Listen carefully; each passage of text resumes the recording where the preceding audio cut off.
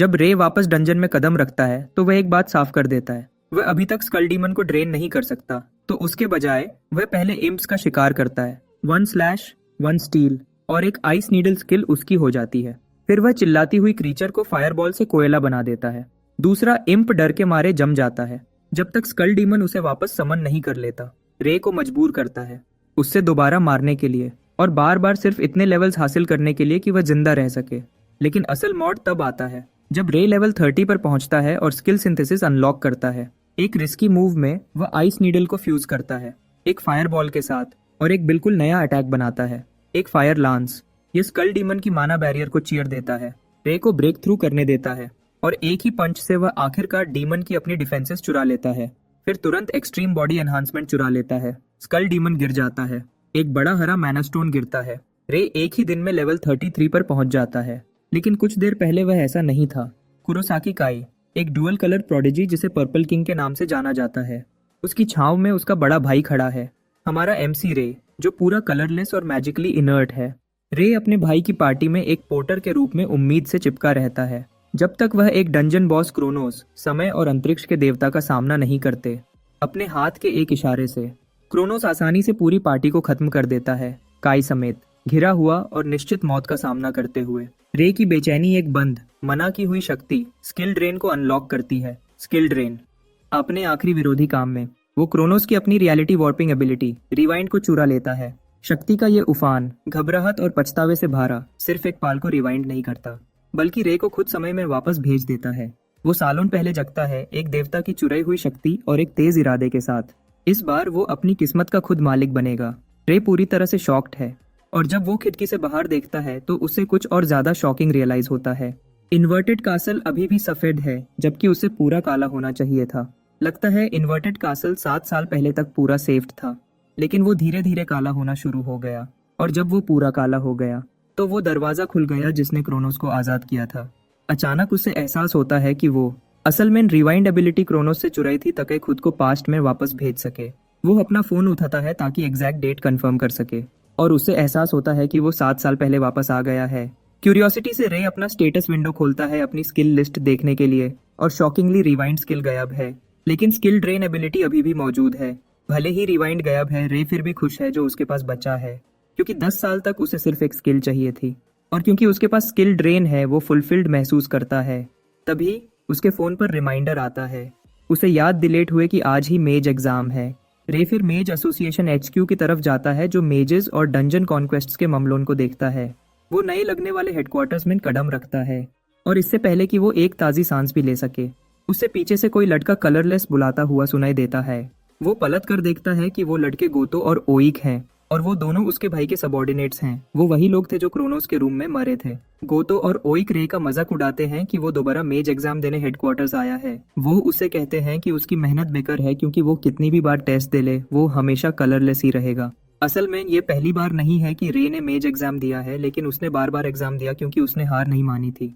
उनके साथ time waste करने के मूड में न होकर वो उनके हाथ हटा देता है, उन्हें कहता है कि उससे अकेला छोड़ दें। कुछ देर बाद वो खुद को एग्जामिनर के ऑफिस में पता है जहां वो एग्जामिनर हिनाता रेनर जो एक B रैंक मेजे है से मिलता है। हिनाता भी रे को बार बार देखकर थक चुकी है और वह उसे कहती है कि अगर वह ऐसे ही कोशिश करता रहा तो आखिरकार अपनी जान गंवा देगा। रे हिनाटा को यकीन दिलाता है कि इस बार पहले से अलग होगा। हिनाटा के पास रे के साथ एग्जाम वेन्यू तक जाने के अलावा कोई चॉइस नहीं है और क्योंकि उसने कई बार एग्जाम दिया है उसे किसी एक्सप्लेनेशन की जरूरत नहीं है। लगता है उसे एग्जाम पास करने के लिए गॉब्लिन्स से 3 मैना स्टोन्स इकट्ठे करने हैं। जिन्होंने स्किल अवेकन की है उनके लिए यह आमतौर पर मुश्किल काम नहीं होता, लेकिन रे हमेशा इसमें स्ट्रगल करता रहा है। पता चलता है कि उसी दिन एक शॉकिंग घटना भी हुई थी। लेवल 1 डंजन में एक खौफनाक मॉन्स्टर दिखा जिसे वहां नहीं होना चाहिए था। जैसा रे एक्सपेक्ट कर रहा था वह मॉन्स्टर दूर से दिखाई दिया, पूरा डरावना लग रहा था। वह मॉन्स्टर एक रेड कैप गॉब्लिन निकला जो लेवल 37 का मॉन्स्टर है। हिनाता ये देखकर शॉक्ड हो जाती है और वह सोचने लगती है कि इतना खतरनाक कुछ इस डंजन में क्यों है। हिनाता अपनी तलवार निकालती है, रे को भागने के लिए कहती है ताकि वह उसे बचा सके, लेकिन रे जानता है कि लेवल डिफरेंस बहुत ज्यादा है। रिग्रेस होने से पहले हिनाता मॉन्स्टर से हार गई थी क्योंकि वह रे को सुरक्षित रखने के लिए लड़ रही थी। हिनाता इतनी बुरी तरह जख्मी हुई कि उसे एक मेज के रूप में रिटायर होना पड़ा। रे ने खुद को ब्लेम किया क्योंकि उसकी इनकॉम्पिटेंस की वजह से हिनाटा का मेज करियर पूरी तरह बर्बाद हो गया था। लेकिन इस बार रे चीजें बदलने के लिए तैयार है। रे अपनी छोटी तलवार निकालता है और जैसे ही मॉन्स्टर उसकी तरफ लपकता है वह छोटी तलवार उस पर फेंक देता है। लगता है मॉन्स्टर के पास एक स्किल है जो उसकी फिजिकल एबिलिटीज को बढ़ाती है और जैसा रे ने एक्सपेक्ट किया था मॉन्स्टर ने तलवार को आसानी से मोड़ दिया। मॉन्स्टर रे की तरफ बढ़ता रहता है और रे उसके सर पर जोर से पंच मारता है। इससे मॉन्स्टर गुस्सा हो जाता है और जैसे ही वह रे को उसकी बेवकूफ़ी के लिए सजा देने वाला होता है रे की पावर मॉन्स्टर से बॉडी एनहांसमेंट स्किल चुरा लेती है। आखिरकार रे के फिजिकल स्टैट्स को बेहतर बनाती है। गॉब्लिन शॉक में खड़ा हो जाता है, सोचता है कि वह इतना पावरलेस और बेकार क्यों महसूस कर रहा है जबकि वह अभी भी चीजें जोड़ रहा होता है। रे आसानी से मॉन्स्टर को सर से नीचे तक 2 हिस्सों में काट देता है। हिनाता हैरान रह जाती है जब उसे एहसास होता है कि रे ने रेड कैप को एक ही बार में हरा दिया। दूसरी तरफ रे अपनी स्किल ड्रेन एबिलिटी से हैरान है क्योंकि वह कितनी इंप्रेसिव है। वो खुशी में डूबा हुआ था जब हिनाता उसे वापस रियलिटी में लाती है, पूछती है कि उसने मॉन्स्टर को कैसे हराया। ये रियलाइज करते हुए कि उसके लिए ब्लैक स्किल्स के बारे में बताना बुरा हो सकता है, रे हिनाटा को कहता है कि यह सिर्फ एक इत्तेफाक था। हिनाता रे पर झूठ बोलने के लिए चिल्लाती है जब उसे एहसास होता है कि एग्जाम कैंसिल होना चाहिए क्योंकि एक एबनॉर्मल मॉन्स्टर अभी डंजन में आ गया है। हिनाता रे को कहती है कि इस घटना की रिपोर्ट हेडक्वार्टर्स को करनी होगी। रे खुद के बारे में चिंतित है और वह हिनाता को याद दिलाता है कि उसे अभी 2 और मैना स्टोन्स इकट्ठे करने हैं, लेकिन हिनाता उस पर चिल्लाती है, कहती है कि वह मैना स्टोन्स के बारे में सोचने की गलत सिचुएशन में है क्योंकि यह खतरनाक है। जैसे किस्मत में लिखा था 2 रेगुलर गॉब्लिन्स दूर से दिखाई देते हैं और रे जल्दी से उनके सर काटकर उन्हें मार देता है। इससे हिनाटा और भी शॉक्ड हो जाती है, उसका मुंह खुला रह जाता है। रे फिर उन मैना स्टोन्स को उठाता है जो गॉब्लिन्स ने गिराए थे। उस लड़की से पूछता है कि क्या वह उन्हें ले सकता है। हिनाटा उसके सवाल का जवाब देने के लिए इतनी हैरान है और कुछ देर बाद वह हेडक्वार्टर्स वापस लौटते हैं। इसके थोड़ी देर बाद हिनाटा रे के मेज लाइसेंस के साथ आती है। उसे ऑफिशियली मेज स्टेटस मिल गया है और उसे सी रैंक में रखा गया है। रे लाइसेंस उठाता है और हल्की सी मुस्कान देता है क्योंकि उसे यहाँ तक पहुंचने में काफी समय लगा था। हिनाटा उसे उन मैना स्टोन्स के एक्सचेंज की डिटेल्स भी दिखाती है जो उसने इकट्ठे किए थे। लगता है मैना स्टोन्स एक वैल्यूएबल एनर्जी सोर्स हैं जो CO2 एमिट नहीं करते। एनर्जी सोर्स होने के अलावा उन्हें एसोसिएशन को बेचा भी जा सकता है। रे को लगता है कि रेड कैप मॉन्स्टर जो A रैंक का है को हराने से उसे अच्छी पेमेंट मिलेगी। वह पेमेंट डिटेल्स देखता है और वह वहां मौजूद भारी अमाउंट देखकर शौक से चीखने लगता है। गॉब्लिन्स को हराने के लिए उसे 1000 मिल रहे हैं, लेकिन रेड कैप अकेला उसे 3 मिलियन देता है। हिनाता उसे अभी अपना दिमाग न खोने को कहती है क्योंकि उसने रेड कैप को हराया है। रे अभी भी हैरान है क्योंकि उसे कभी नहीं पता था कि मेजर्स इतने पैसे कमाते हैं और हिनाटा उसे कहती है कि वह और भी कमा सकता है। इससे वह क्यूरियस हो जाता है और वह हिनाटा से डंजन्स के बारे में पूछता है। हिनाटा के साथ डिस्कशन के बाद रे एक C रैंक डंजन की तरफ जाता है जो उसके लिए रिजर्व किया गया है। रे हैरत में रह जाता है क्योंकि पहले वह अकेला डंजन में एंटर नहीं कर सकता था, लेकिन अपनी नई पावर के साथ वह कन्विंस है कि वह फ्यूचर बदल सकता है। जैसे ही वह डंजन में कदम रखने वाला होता है उसे अचानक माना हैंड नाम की स्किल से पकड़ लिया जाता है। रे फ्रस्ट्रेशन में पलटता है और उसे हैरानी होती है कि उसे गोटो और ओइक ने पकड़ा हुआ है।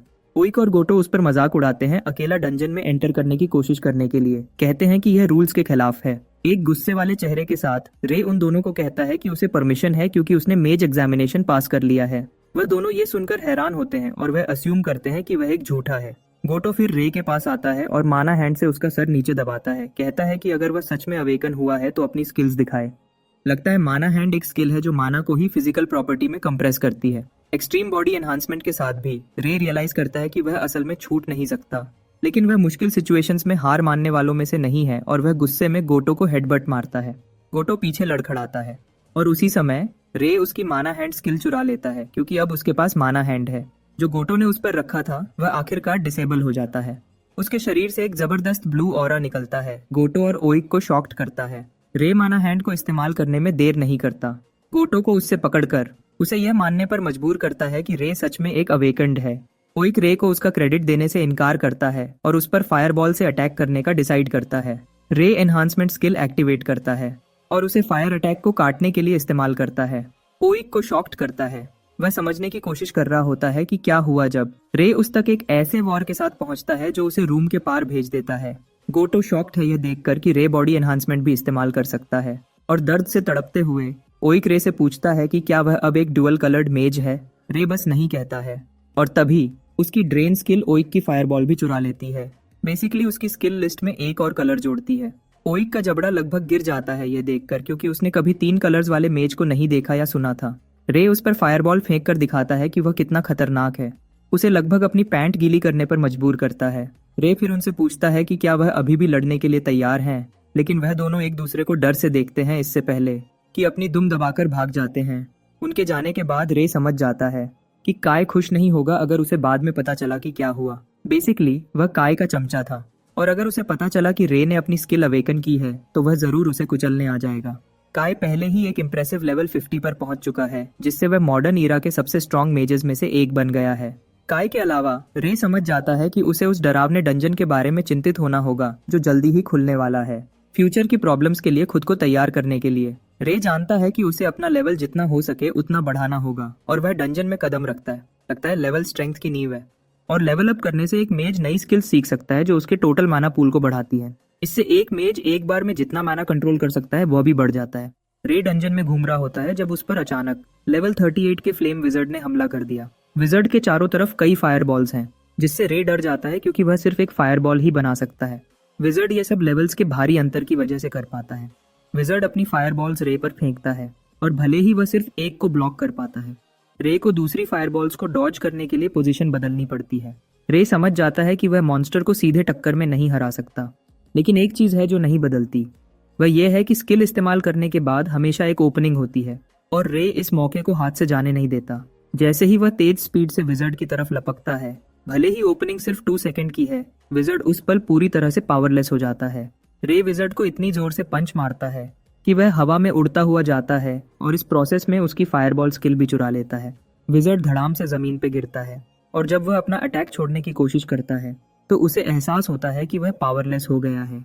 रे फिर उसे उसकी अपनी दवाई चखाता है, उस पर 5 फायरबॉल्स फेंककर उसे इतनी भारी फायर पावर से घेर लेता है जो उसे पूरी तरह से खत्म कर देती है। एक बार विजर्ड के मरते ही रे को नोटिफिकेशंस मिलते हैं उसे बताते हुए कि वह लेवल अप हो गया है।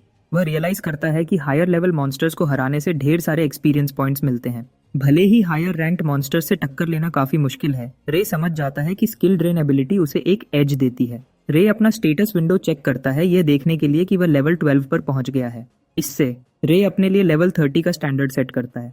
वह डंजन में आगे बढ़ना शुरू करता है, मॉन्स्टर्स को दाएं बाएं खत्म करता हुआ। बहुत जल्दी रे लेवल 27 पे पहुंच जाता है, लेकिन वह रियलाइज करता है कि वह पहले ही धीमा हो रहा है क्योंकि लेवल अप करना मुश्किल होता जा रहा है।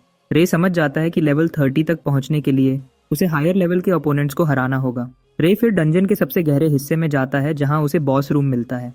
रे ये पाकर खुश है क्योंकि यही वह परफेक्ट चीज है जो उसे चाहिए। रे दरवाजा खोलता है और जब वह रूम में कदम रखता है उसे 2 लेवल 30 एम्स और 1 लेवल 45 स्कल डीमन मिलते हैं। रे ये देखते ही कॉशियस हो जाता है, लेकिन वह समझ जाता है कि उनकी टेक्निक्स चुराने से उसे एज मिलेगी। रे स्कल डीमन की तरफ लपकता है, उस पर वार करने का निशाना लगाते हुए, लेकिन उसे हैरानी होती है मॉन्स्टर के चारों तरफ एक माना बैरियर है जो उसे अपनी स्किल ड्रेन एक्टिवेट करने से रोकती है। स्कल डीमन रे की तरफ चार्ज करके चीजें और मुश्किल बना देता है, लगभग उसका सर फाड़ देता है, लेकिन वह उसे डॉज करने में कामयाब रहता है। मॉन्स्टर से अचानक मिली एनर्जी के साथ रे समझ जाता है कि उसे मॉन्स्टर को हराने के लिए कुछ कारगर करना होगा, क्योंकि उसके पास अभी तक स्कल डीमन को ड्रेन करने की पावर नहीं है। वह इम्प्स के पीछे पड़ता है, वह एक इम्प को काट देता है, उससे आइस नीडल स्किल चुरा लेता है उससे पहले कि वह उसे फायरबॉल से बारबेक्यू बना दे। दूसरा इम्प अपने दोस्त को आग की सजावट बनते देखता है, लेकिन मूव करने के लिए बहुत डरा हुआ है। अब आइस नीडल के साथ रे अपना ध्यान स्कल डीमन की तरफ करता है और उस पर आइस नीडल अटैक करता है। आखिरकार उसकी माना बैरियर को तोड़ देता है, लेकिन हारा हुआ इम्प स्कल डीमन की पावर की वजह से तुरंत रिजमन हो जाता है। भले ही यह रे के लिए एक्स्ट्रा स्ट्रेस है, वह शिकायत नहीं कर रहा क्योंकि इम्प्स को हराने से उसे एक्सपीरियंस पॉइंट्स मिलेंगे और यही उसे चाहिए। वह इम्प को दोबारा मारता है जिससे उसे एक और लेवल अपग्रेड मिलता है। रीसेंट लेवल अपग्रेड की वजह से वह जितना माना कंट्रोल कर सकता है वह भी बढ़ जाता है। इसके अलावा वह एक नई एबिलिटी स्किल सिंथेसिस अनलॉक करता है। रे यह देखकर रिलीव्ड हो जाता है क्योंकि यही वह चाहता है। वह नए हासिल किए गए स्किल सिंथेसिस का इस्तेमाल करके आइस नीडल को कंबाइन करने में देर नहीं करता। फायरबॉल के साथ रेड और ब्लू स्किल्स मिलकर एक फायर लांस बनाती है जिसे रे स्कल डीमन की तरफ शूट करता है। स्कल डीमन अपनी माना बैरियर लगाता है जैसा कि आमतौर पर करता है, लेकिन फायर लांस उसे कमजोर कर देता है। रे को ब्रेक थ्रू करने और उस तक अपने पंच से पहुंचने का मौका देता है। स्कल डीमन को हिट करके वह उससे माना बैरियर चुरा पाता है, लेकिन वह वहीं नहीं रुकता, वह एक्सट्रीम बॉडी एनहांसमेंट भी चुरा लेता है, स्कल डीमन को पूरी तरह से कंफ्यूज्ड और पावरलेस छोड़ते हुए। रे फिर बेरहमी से स्कल डीमन को खत्म करता है, उसकी छाती में फायर लांस घुसाकर उसे आग में घेरने के लिए। स्कल डीमन को मारने से एक बड़ा हरा माना स्टोन गिरता है और वह लेवल 28 से लेवल 33 तक जंप करता है। रे मुश्किल मॉन्स्टर को स्किल सिंथेसिस एबिलिटी की वजह से हराने के बाद चैन की सांस लेता है। लगता है यह एक एडवांस टेक्निक है जिसका मकसद और भी पावरफुल स्किल्स बनाना है, और यह लगभग लेवल 30 से अवेलेबल होती है। यही वह था जिसकी रे को उम्मीद थी, और वह खुश है कि उसने सही समय पर इसे कर दिखाया। रे अपनी जीत का पल एंजॉय कर रहा होता है जब सिस्टम उसे इन्फॉर्म करता है कि उसने लेवल रिक्वायरमेंट पूरी कर ली है, और स्किल ड्रेन के जरिए वह जितनी स्किल्स रिटेन कर सकता है वह बढ़ गई है। उसके स्किल स्लॉट्स 3 से 5 हो गए हैं, और रे मुस्कुराता है क्योंकि वह जानता है कि अब चीजें उसके लिए और आसान हो जाएंगी। सब कुछ चेक करने के बाद वह डंजन से बाहर निकलता है और ग्रीन मैनास्टोन सबमिट करने के लिए हेडक्वार्टर्स की तरफ जाता है। हिनाटा हैरान रह जाती है जब उसे एहसास होता है कि रे ने स्कल डीमन को हराया है और एक ही दिन में लेवल 33 तक पहुंच गया है। रे घबराकर मुस्कुराता है, क्लेम करता है कि उसे सिर्फ लक मिला, लेकिन हिनाटा उसे बताती है कि एक ही दिन में लेवल 30 से आगे निकलना बिल्कुल सुना नहीं जाता। हिनाटा उसे बताती है कि उसके करंट लेवल के साथ वह बी रैंक मेज भी बन सकता है। तभी रे को पीछे से एक जानी पहचानी आवाज गूंजती हुई सुनाई देती है, और उसके साथ एक खौफनाक ऑरा आता है। वह आवाज और किसी की नहीं, उसके भाई काई की है, और काई को लगता है कि कोई गलती हुई है क्योंकि रे बी रैंक नहीं हो सकता। काई आगे कहता है कि रे एक कलरलेस लड़का है जिसमें बिल्कुल टैलेंट नहीं है। हिनाटा रे का बचाव करती है, कहती है कि उसने सच में रेड कैप और स्कल डीमन को हराया है। जैसे ही काई यह सुनता है वह 1 मिनट में गुस्सा हो जाता है, तुरंत रे पर अटैक करता है। वह उसकी छाती पर एक पावरफुल पंच मारता है। रे आसानी से उसे नए एक्वायर्ड माना गार्ड से ब्लॉक कर देता है, उस पर मुस्कुराते हुए, और उसे केयरफुल रहने के लिए कहता है। रे की उसके पंच को ब्लॉक करने की एबिलिटी से काय आखिरकार उस रूमर पर यकीन करता है कि उसके भाई ने स्किल्स के साथ अवेकन किया है, लेकिन काय इतना इम्प्रेस्ड नहीं है, और वह रे को अपनी पीठ देखने को कहता है क्योंकि वह देखना चाहता है कि वह कितना केपेबल है। हिनाटा नोटिस करती है कि काय केयरलेस बिहेव कर रहा है। उसे पूछने पर मजबूर होती है कि क्या वह लड़ाई के लिए तैयार हो रहा है। काय क्लेम करता है कि कोई इशू नहीं होगा अगर रे सच में बी रैंक है जैसा वह क्लेम करते हैं, जब तक कि वो सिर्फ एक झूठा मेज ना हो जो बी रैंक तक छुपकर पहुंच गया हो। रे समझ जाता है कि काई की डिमांड्स को रिजेक्ट करने से उसके लिए फ्यूचर में सिर्फ शर्मिंदगी और मुश्किल ही आएगी। रे फिर काई का चैलेंज एक्सेप्ट करने का डिसाइड करता है, और ये काई को शॉक्ड करता है, लेकिन उसी समय उससे गुस्सा भी दिलाता है। वो दोनों फिर अपने डिफरेंसेस सेटल करने के लिए हेडक्वार्टर्स अरेना की तरफ जाते हैं। रे समझ जाता है कि उससे उस मना की क्वांटिटी के बारे में कॉशियस रहना होगा जो वो एक बार में कंट्रोल कर सकता है, क्योंकि वो अपने से ज्यादा स्ट्रॉन्गर ओपोनेंट के खिलाफ जा रहा है। रे ये भी जानता है कि उससे हमेशा गार्ड पर रहना होगा क्योंकि उसका मैक्स कॉम्बो 3 बेसिक स्किल्स का है, जबकि काई का 5 स्किल्स का। सिर्फ इन नंबर्स के साथ रे काफी श्योर है कि वो उससे हार जाएगा अगर वो उसे सीधे टक्कर देने की कोशिश करता है। फेयर बनाने के लिए रे समझ जाता है कि उससे कुछ स्पेशल लाना होगा। एक बार जब वो लड़ने के लिए तैयार हो जाते हैं, रे आइस नीडल से अटैक करता है और काय फायरबॉल से जवाब देता है। दोनों अटैक बीच में टकराते हैं, एक तेज धमाका और धूल का बदल छोड़ते हुए। इससे काई की नजर कमजोर हो जाती है, और इससे पहले कि वो कुछ समझ पाए, रे बॉडी एनहांसमेंट के साथ उस तक पहुंच जाता है, उसे शॉक्ड करता है। काई हैरान है ये देखकर कि उसका भाई अब एक डुअल कलर विल्डर है। दूसरी तरफ रे काई के लिए बचे हुए स्किल माना की संख्या कैलकुलेट करने की कोशिश कर रहा है क्योंकि उसने पहले ही एक इस्तेमाल कर लिया है। जैसे ही वो काई के करीब आता है, वो स्किल सिंथेसिस एक्टिवेट करता है फायर लांस बनाने के लिए। काई ये देखकर हैरान है, लेकिन ये बेसिकली उससे बताता है कि उसका भाई अब 3 कलर स्किल्स इस्तेमाल कर सकता है, लेकिन वो इसके बारे में बिल्कुल भी चिंतित नहीं है। जैसे ही रे उस तक पहुंचने वाला होता है, काई उसे एक पावरफुल फायरबॉल से वेलकम करता है जो रे के फायर लांस को डिस्ट्रॉय कर देता है, उसे जमीन पर भेज देता है। रे का चेहरा डर से रोशन हो जाता है क्योंकि उसकी फायर लांस, जिसे इस्तेमाल करने में 2 स्किल्स के बराबर माना लगा था, एक सिंपल स्किल से आसानी से खत्म हो गई थी। काई अपने भाई का मजाक उड़ाता है, कहता है कि वो 3 स्किल कलर्स इस्तेमाल कर सकता है, लेकिन वो उससे कंपेयर नहीं कर सकता क्योंकि वो पूरी तरह से अलग लेवल पर है। रे को सही जगह पर रखने के लिए काई उस पर डेडली फायरबॉल्स फेंकता है। रे को फायरबॉल्स को डॉज करने की कोशिश करते हुए इधर उधर भगना पड़ता है, जबकि वो फायर लांस भी बना रहा होता है। वो फायर लांस काई पर शूट करता है, लेकिन काई अपने यूजुअल फायरबॉल से जवाब देता है।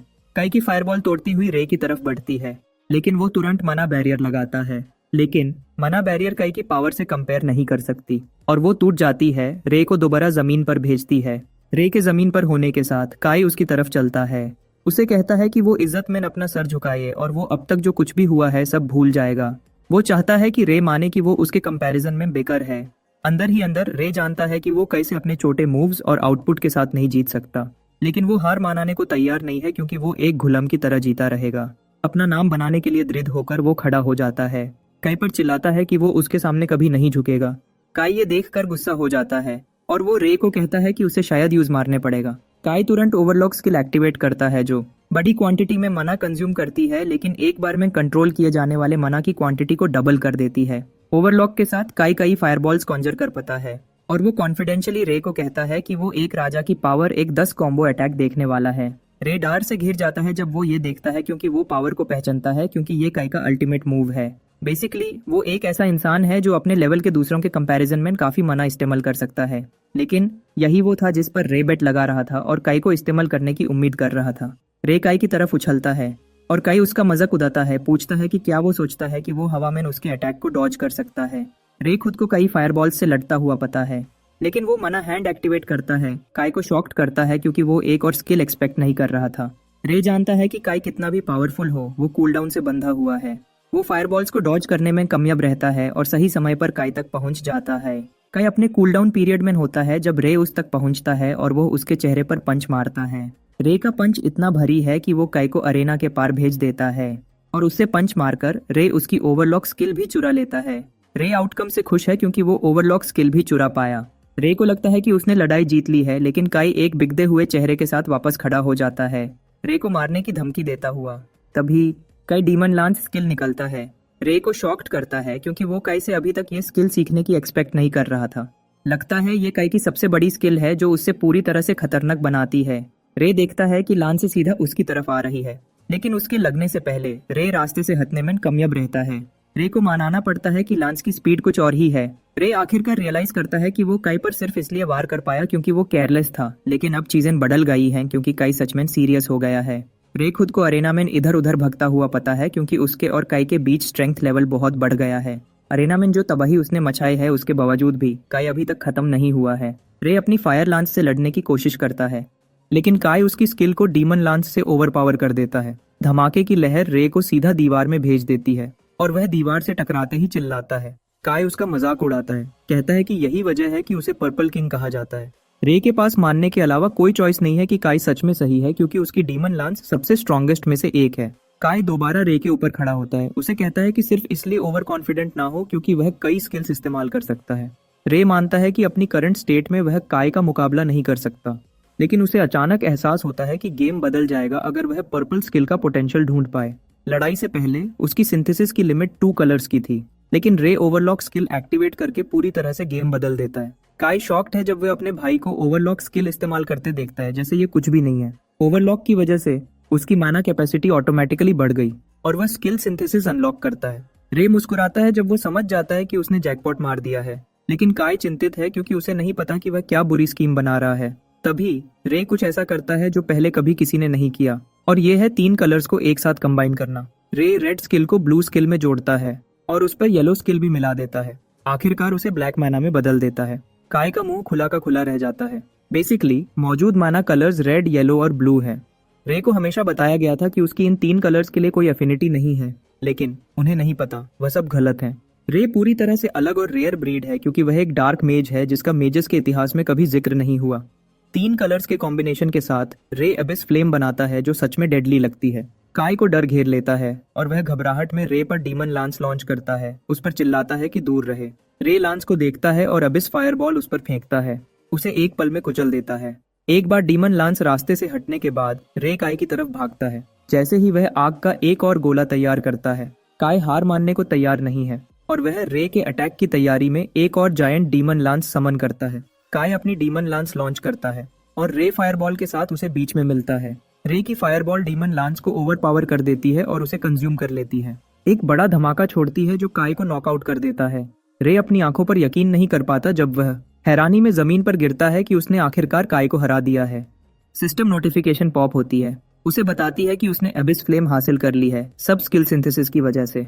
कुछ देर बाद हिनाटा पूरी शॉक में रे के पास आती है, उसे पूछती है कि उसने अभी कौन सी स्किल इस्तेमाल की। रे पहले ही इसके बारे में चिंतित है क्योंकि वह जानता है कि वह अपनी स्किल और स्ट्रेंथ को हमेशा के लिए छुपा नहीं सकता। रे एक कूल डूड की तरह बिहेव करता है और अपनी स्किल दिखाता है, कहता है कि यह एक ब्लैक स्किल लगती है। इससे हिनाटा के शरीर में शॉक की लहर दौड़ जाती है क्योंकि रे पहला ब्लैक स्किल यूजर है। रे फिर उसे पूछता है कि क्या उसे अपनी स्किल की नेचर एसोसिएशन को रिपोर्ट करना जरूरी है क्योंकि वह इससे उनके बीच एक राज रखना चाहेगा। हिनाटा यह सुनकर हैरान है और वह रे को कहती है कि वह एक मौका छोड़ रहा है। रे सोचता है कि वह कौन सा मौका छोड़ रहा है। और हिनाटा उसे याद दिलाती है कि हर कलर में सबसे स्ट्रॉन्ग मेज को हमेशा किंग का टाइटल दिया जाता है, जिसका बेसिकली मतलब है कि वह ब्लैक किंग है, क्योंकि कोई और नहीं है। रे गहरी सोच में पड़ता है और भले ही ऑफर टेम्पटिंग है, वह हिनाटा को कहता है कि उसे अभी वह नहीं चाहिए। रे जानता है कि वह अभी भी कमजोर है, जो एक किंग को शोभा नहीं देता। तभी उसे याद आता है कि उसका भाई अभी भी अरीना में बेहोश पड़ा है और वह हिनाटा से पूछता है कि क्या वह ठीक हो जाएगा। हिनाटा उसे बताती है कि काई किंग्स में से एक है और वह जल्दी ही ठीक हो जाएगा, भले ही वह बुरी तरह जख्मी है। फिर भी हिनाटा उसे मेडिकल रूम ले जाने का प्लान करती है। अचानक उन्हें फोन पर एक इमरजेंसी नोटिफिकेशन मिलती है और जब वह चेक करता है, उसे एहसास होता है कि आइकबुकुरो पार्क के वेस्टर्न एंट्रेंस पर एक डंजन दिखा है और उसमें एंटर करने के लिए रिकमेंडेड मेज लेवल 70 है। हिनाटा यह देखकर शॉक्ड हो जाती है, लेकिन रे को पहले ही इसकी उम्मीद थी क्योंकि उसे पता था कि उसकी पास्ट लाइफ में ऐसा हुआ था। ये एक लेवल 70 डंजन है, जबकि ज्यादातर किंग्स अभी भी लेवल 50 पर हैं। और डंजन के दिखने के पहले हफ्ते में किंग्स को एहसास हुआ कि वह कितने कमजोर थे। इस वजह से उन्होंने आइकबुकुरो डंजन को छोड़ दिया था, लेकिन उन्हें नहीं पता ये एक ट्रेजेडी की शुरुआत है। लगता है डंजन में एक डंजन कोलैप्स हो गया, क्योंकि एक डंजन को एक टाइम फ्रेम में कॉन्कर करना जरूरी होता है, वरना मॉन्स्टर्स बाहर निकलने लगेंगे। आइकबुकुरो डंजन पहला डंजन था जहां डंजन आउटब्रेक हुआ था। मॉन्स्टर्स के दिखने से कई मौतें हुई। टोक्यो शहर मॉन्स्टर्स से घिर गया। बदले में बहुत से लोग मरे क्योंकि सड़कों पर रेड करने वाले मॉन्स्टर्स की संख्या बहुत ज्यादा थी। लेकिन रे इस ट्रेजेडी को दोबारा होने से रोकने के लिए तैयार है, चाहे कुछ भी हो। हिनाटा का बैलेंस लगभग बिगड़ जाता है जब रे उसे डंजन कॉन्कर करने का अपना प्लान बताता है। हिनाटा उसे बताने की कोशिश करती है कि डंजन कितना खतरनाक है, भले ही वह काफी स्ट्रॉन्ग है। इसके अलावा सिर्फ ए रैंक मेजेस को डंजन में एंटर करने की परमिशन है, क्योंकि रिकमेंडेशन लेवल 50 से बहुत ऊपर है।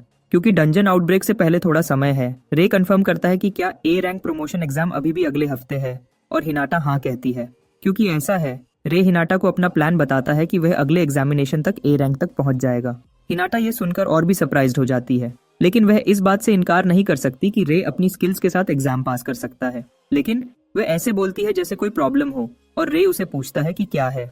हिनाटा फिर उसे बताती है कि ए रैंक प्रमोशन टेस्ट देने के लिए उसे पहले एक बी रैंक डंजन को एक पार्टी के साथ क्लियर करना होगा। इसका बेसिकली मतलब है कि उसे एक पार्टी बनानी होगी और एक बी रैंक डंजन क्लियर करना होगा। और रे ये पूरी तरह से भूल गया था। रे अपना फोन चेक करता है और उसे सिर्फ बेकार मैसेजेस दिखते हैं जिसमें लोग उसे कहते हैं कि वह उसके साथ पार्टी नहीं बनाएंगे, क्योंकि उसे हफ्ते खत्म होने से पहले एक बी रैंक डंजन क्लियर करना है। रे जानता है कि वह मुश्किल पोजीशन में है, क्योंकि अकेला क्लियर करना मुश्किल है। रे अपना दिमाग खपाता रहता है, सोचता है कि अपनी इस मुश्किल सिचुएशन से निकलने के लिए वह क्या कर सकता है।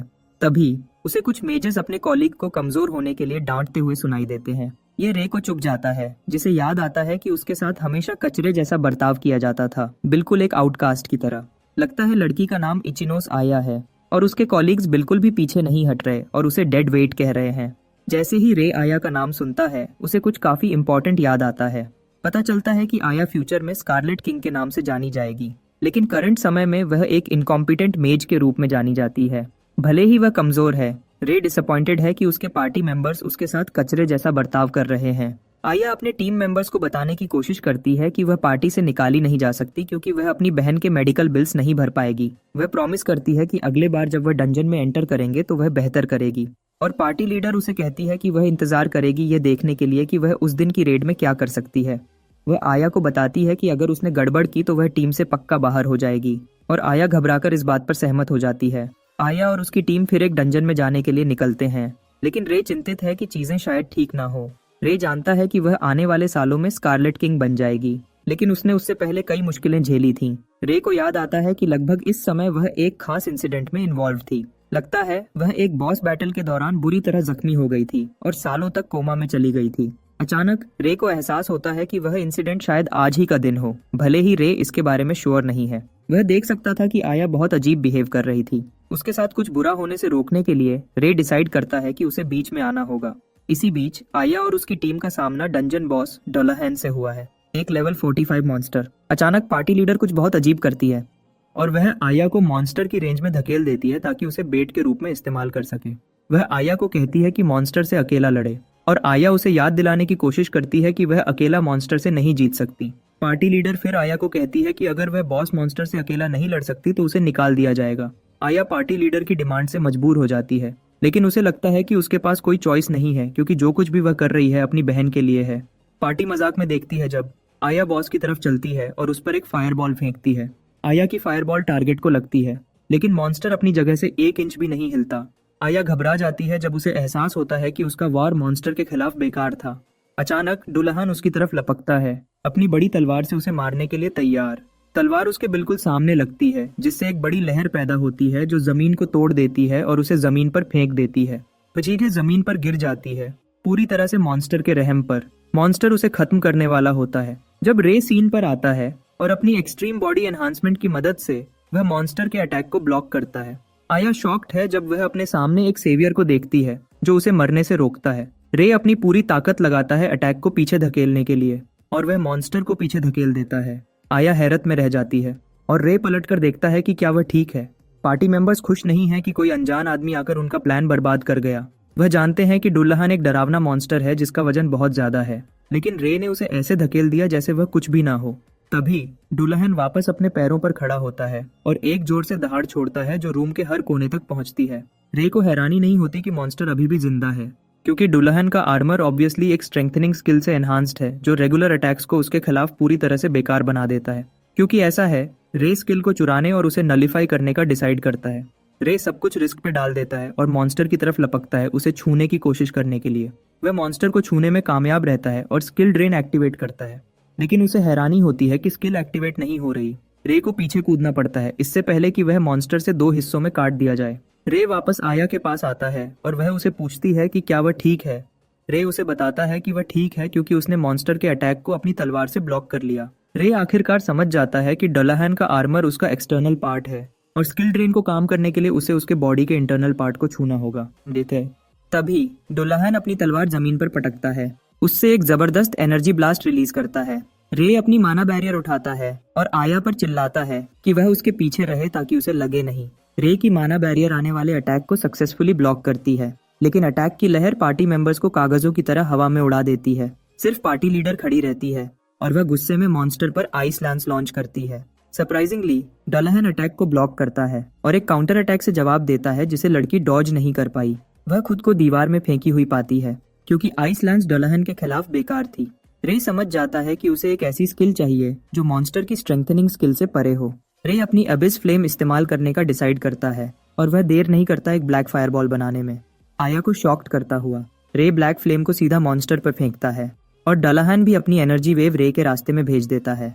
दोनों अटैक बीच में मिलते हैं, लेकिन रे की फ्लेम इतनी पावरफुल है और वह डुल्हन के एनर्जी ब्लास्ट को ओवर पावर कर देती है।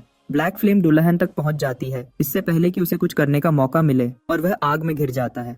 रे मॉन्स्टर के मूवमेंट्स को माना हैंड से रिस्ट्रिक्ट करता है ताकि ब्लैक फ्लेम अपना काम ठीक से कर सके। ये डुल्हन के पास जो भी आर्मर स्ट्रेंथनिंग स्किल है उसे जलाने के लिए काफी है और वह ब्लैक फ्लेम की जबरदस्त पावर से धूल में मिल जाता है। डुल्हन के मरते ही उसे एक बड़ा ग्रीन मैना स्टोन गिरता है, लेकिन आया रे के पास जो अमेजिंग पावर है उसके बारे में ज्यादा चिंतित है। वह पूरी तरह से इम्प्रेस्ड है कि उसने मॉन्स्टर को एक ही वार में कैसे मार दिया और वह घबराकर रे को अपनी जान बचाने के लिए शुक्रिया कहती है। रे मुस्कुराता है जब वह लड़की को कहता है कि वह बस खुश है कि वह ठीक है। अंदर ही अंदर रे सच में खुश है कि उसने आया को मरने से बचा लिया। आया की अनोइंग पार्टी लीडर आखिरकार अपने पैरों पर खड़ी होती है, पूरी गुस्से में लग रही थी। वह समझ जाती है कि रे काफी स्ट्रांग है, लेकिन उसकी लालच उसे मॉन्स्टर को मारने के इनाम की चाहत दिलाती है। वह उसके पास चलती है, उसे कहती है कि मैना स्टोन उसे दे दे क्योंकि उन्होंने डंजन कॉन्कर करने के लिए अप्लाई किया था। आया यह सुनकर शॉक्ड हो जाती है और उसे अनोइंग लेडी को याद दिलाना पड़ता है कि रे ने अभी उनकी जान बचाई है। रे यहाँ तक कि लेडी को कहता है कि उसे मैना स्टोन देने में कोई प्रॉब्लम नहीं है, लेकिन इसके बदले में रे लेडी को कहता है कि वह आया को अपनी पार्टी में चाहता है। इससे पार्टी लीडर और खुद आया भी शॉक्ड हो जाती है। रे फिर आया की तरफ मुड़ता है, कहता है कि वह भी अपना चॉइस बनाने के लिए फ्री है क्योंकि वह उस पर फोर्स नहीं कर रहा है। पार्टी लीडर ये सुनकर पागल जैसी हंसने लगती है और रे को कहती है कि वह इस डील से पूरी तरह सहमत है। वह आया के कंधे पर थपथपाती है, पूछती है कि क्या वह भी डील से ठीक है। आया हल्के से जवाब देती है कि वह डील में है और वह रे को कहती है कि वह अब उसकी देखभाल में है। पार्टी लीडर मैना स्टोन कलेक्ट करती है और जैसे ही वह चलती है वह इस बारे में बात करती है कि उसने एक बेकार पार्टी मेंबर को एक्सचेंज करके एक अच्छी डील कैसे कर ली। उसे नहीं पता, लेकिन रे को पता है आया असल में खास है। पार्टी के जाने के बाद आया दोबारा रे को बचाने के लिए शुक्रिया कहती है और रे उसे उसकी पार्टी छुड़वाने के लिए सॉरी कहता है। आया दूसरी तरफ अपने बारे में ज्यादा नहीं सोचती क्योंकि उसे लगता है कि वह रे को नीचे ही खींचेगी। रे फिर उसे कहता है कि उसे चिंता करने की कोई जरूरत नहीं है क्योंकि वह स्ट्रांग हो जाएगी और उन लोगों से भी ज्यादा स्ट्रांग हो जाएगी जिन्होंने उसे छोड़ दिया था। आया यह सुनकर शॉक्ड हो जाती है क्योंकि वह खुद को ऐसा नहीं देखती जो स्ट्रांग हो जाएगी। रे फिर उसे कहता है कि उसने हेडक्वार्टर्स में उसकी अपने फॉर्मर पार्टी मेंबर्स के साथ बातचीत सुनी थी, लेकिन वह उसे यकीन दिलाता है कि यह जानबूझकर नहीं था। जो कुछ उसने सुना, रे आया को कहता है कि वह उसकी सपोर्ट बन सकता है। आया यह सुनकर रिलीव्ड हो जाती है और वह रे को कहती है कि वह उसकी देखभाल में रहने को तैयार है। रे मुस्कुराता है, रियलाइज करता है कि उसने सक्सेसफुली गोल्ड बैग कर लिया है। अगले दिन रे और आया एक बी रैंक डंजन को कॉन्कर करने के लिए निकलने की तैयारी करते हैं। आया पूछती है कि क्या वह डंजन कॉन्कर करने के बाद ए रैंक एग्जाम देने के लिए एलिजिबल होंगे और रे हाँ कहता है। इसके अलावा रे उसे बताता है कि डंजन के अंदर कुछ ऐसा है जो उसे और स्ट्रांग बनाएगा। इससे आया क्यूरियस हो जाती है, क्योंकि वह जानती है कि स्ट्रांग होने से उसे अपनी बहन के मेडिकल बिल्स भरने के लिए और पैसे कमाने में मदद मिलेगी। इस पर एक्साइटेड होकर आया रे को दिखाती है कि वह डंजन में जाने के लिए कितनी हाइप्ड है। दोनों बी रैंक डंजन में कदम रखते हैं, जो एक क्रिस्टल केव है। सबसे पहले जो मॉन्स्टर्स उन्हें मिलते हैं वो ब्लैक वुल्व्स हैं और ये आया को डरा देता है, लेकिन रे उसे पीछे रहने को कहता है जबकि वह मॉन्स्टर्स का ख्याल रखता है। रे मॉन्स्टर्स की तरफ भागता है और उन तक पहुंचने से पहले एक्सट्रीम बॉडी एनहांसमेंट एक्टिवेट करता है। अपनी तलवार के साथ वह मॉन्स्टर्स को टिश्यू की तरह काट देता है। वह उन्हें एक के बाद एक काट देता है, आया को शॉक्ड करता हुआ जो पीछे से देख रही थी। वह रे की ताकत देखकर हैरत में है, क्योंकि उसकी ताकत उसकी फॉर्मर पार्टी मेंबर्स की ताकत से कंपेयर नहीं की जा सकती, भले ही वह स्ट्रांग थे। रे फिर आया को बिल्कुल वहां ले जाता है जहां वह उन्हें ले जाना चाहता है, उसे यकीन दिलाते हुए कि वह उसकी सपोर्ट करेगा। वह उसे प्लान फॉलो करने के लिए कहता है और आया मॉन्स्टर्स की तरफ चलती है उन्हें हराने की कोशिश में, ताकि वह बहुत तेज लेवल अप हो सके। भले ही वह सिर्फ सिंपल अटैक्स ही इस्तेमाल कर सकती है, वह मॉन्स्टर्स के खिलाफ अपना बेस्ट ट्राई करने को तैयार है। आया अपने फायरबॉल्स कॉन्जर करती है अपने पास दौड़ते हुए छोटे मॉन्स्टर्स के लिए तैयारी में। इसी बीच रे पीछे खड़ा देख रहा है, क्योंकि उसने आया के लिए एक परफेक्ट टेस्ट सेट किया है ताकि वह अपना असल हथियार पहचान सके। जबकि आया छोटे मॉन्स्टर से डील कर रही है, पीछे से एक बड़ा मॉन्स्टर दिखता है, लेकिन रे उसे डील करने के लिए तैयार है, क्योंकि वह इस मूड में नहीं है कि कोई भी आया के साथ जो हो रहा है उसमें गड़बड़ करे। आया मॉन्स्टर्स को हराने में कामयाब रहती है, लेकिन वह कितना भी करे वह बस आते रहते हैं, जैसे उनके पास इन्फिनिट रिस्पॉन कार्ड्स हों। उसे अपनी लेफ्ट आर्म पे काट भी लगती है चीजें और बुरी बनाने के लिए, क्योंकि उसका माना खत्म हो जाएगा अगर उसने अनोइंग मॉन्स्टर्स से निपटने का कोई तरीका नहीं ढूंढा। आया अपनी जिंदगी कितनी मुश्किल है इसके बारे में सोच रही है। जब वह ऊपर देखती है तो रे कई टफर मॉन्स्टर्स से लड़ रहा है ताकि उसके लिए चीजें आसान कर सके। यही वह समय है जब उसे आखिरकार एहसास होता है कि उसे शिकायत करना बंद करना होगा और एक्शन लेना होगा। आया रे के लिए जो स्टैंडर्ड सेट कर रहा है उन्हें पूरा करने के लिए तैयार है, और वह अपनी इमोशंस का इस्तेमाल करके एक फायरबॉल कंजर करती है। वह फायरबॉल मॉन्स्टर्स पे फेंकती है और उसके पीछे की इमोशंस की वजह से फायरबॉल इतनी बड़ी हो जाती है कि वह मॉन्स्टर्स को चिप्स की तरह कंज्यूम कर लेती है। आया शॉक्ड है जब उसे एहसास होता है कि उसकी फायरबॉल बड़ी हो रही है, लेकिन उसका माना खत्म नहीं हो रहा। रे दूसरी तरफ खुश है कि आया आखिरकार अपनी पावर्स को कंट्रोल कर रही है, क्योंकि वह असल में एंड्योरेंस की लड़ाई के लिए सूटेबल है। बेसिकली उसका माना पूल उसका सबसे बड़ा हथियार है और उसने अभी उसे डिस्कवर किया है। आया हैरत में रह जाती है जब उसे एहसास होता है कि उसने एक स्किल अनलॉक कर ली है, ब्लास्ट फर्नेस।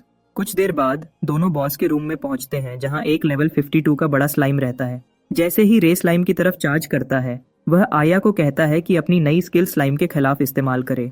आया ऑर्डर को मानती है और अपनी ब्लास्ट फर्नेस छोड़ देती है। एक जबरदस्त फायर पावर रिलीज करती है जो उसे शॉक्ड करती है। वह यकीन नहीं कर पाती कि वह ऐसी खौफनाक पावर के केपेबल है।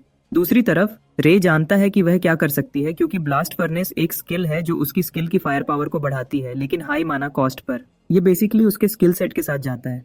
लेकिन अचानक रे को एहसास होता है कि वह जो फायर पावर देख रहा है वह उसकी सोच से भी ज्यादा है। आया की फायर पावर पूरे रूम को घेर लेती है, उसे लाल कर देती है और वह आखिरकार स्लाइम को वाइप आउट कर देती है।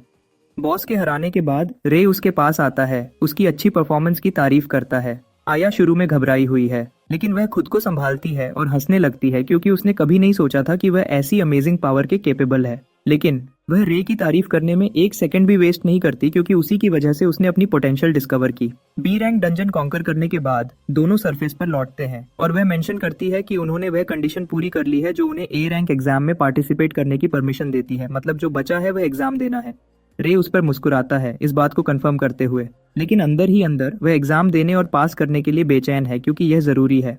ए रैंक एग्जामिनेशन के दिन दोनों एसोसिएशन जाते हैं और हिनाता उन्हें बताती है कि उन्हें अपनी कॉम्बैट कैपेबिलिटीज को मेजर करना होगा और मॉक बैटल के लिए किसी के साथ पेयर किया जाएगा। रे एग्जाम देने और पास करने के लिए तैयार है ताकि वह अपने अगले प्लान के लिए आखिरकार ए रैंक मेज बन सके। आया भी एक्साइटेड है और वह रे को भी अपना बेस्ट देने के लिए कहती है। तभी उन्हें फॉर्मर पार्टी मेंबर्स मिलते हैं और अनोइंग लीडर इसोयामा। वह उसका मजाक उड़ाते हैं एग्जाम देने की कोशिश करने के लिए। लेकिन रे आया का बचाव करने के लिए आगे आता है, पार्टी मेंबर्स को कहता है कि आया उन जैसे डरपोकों से नहीं हारेगी। इसोयामा हंसी उड़ाती है और फिर रे का मजाक उड़ाती है, कहती है कि उसके पास आया जैसी बेकार की जगह बेहतर पार्टी मेंबर्स हैं। तभी वह पार्टी मेंबर दूर से दिखाई देती है और वह एक लड़की निकलती है, आओनो यूरी। इससे रे तुरंत चिंतित हो जाता है क्योंकि उसने यह नाम अपनी पास्ट लाइफ में सुना है। लगता है यूरी इतनी पावरफुल थी कि उसने एक बार एक बहुत डेंजरस डंजन को बिना ज्यादा स्ट्रेस के अकेला ही कॉन्कर कर लिया था।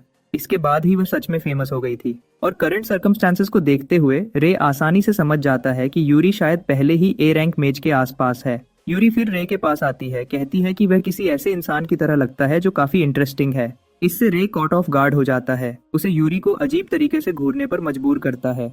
आया रे के बिहेव से चिंतित है और वह उसका नाम बुलाती है।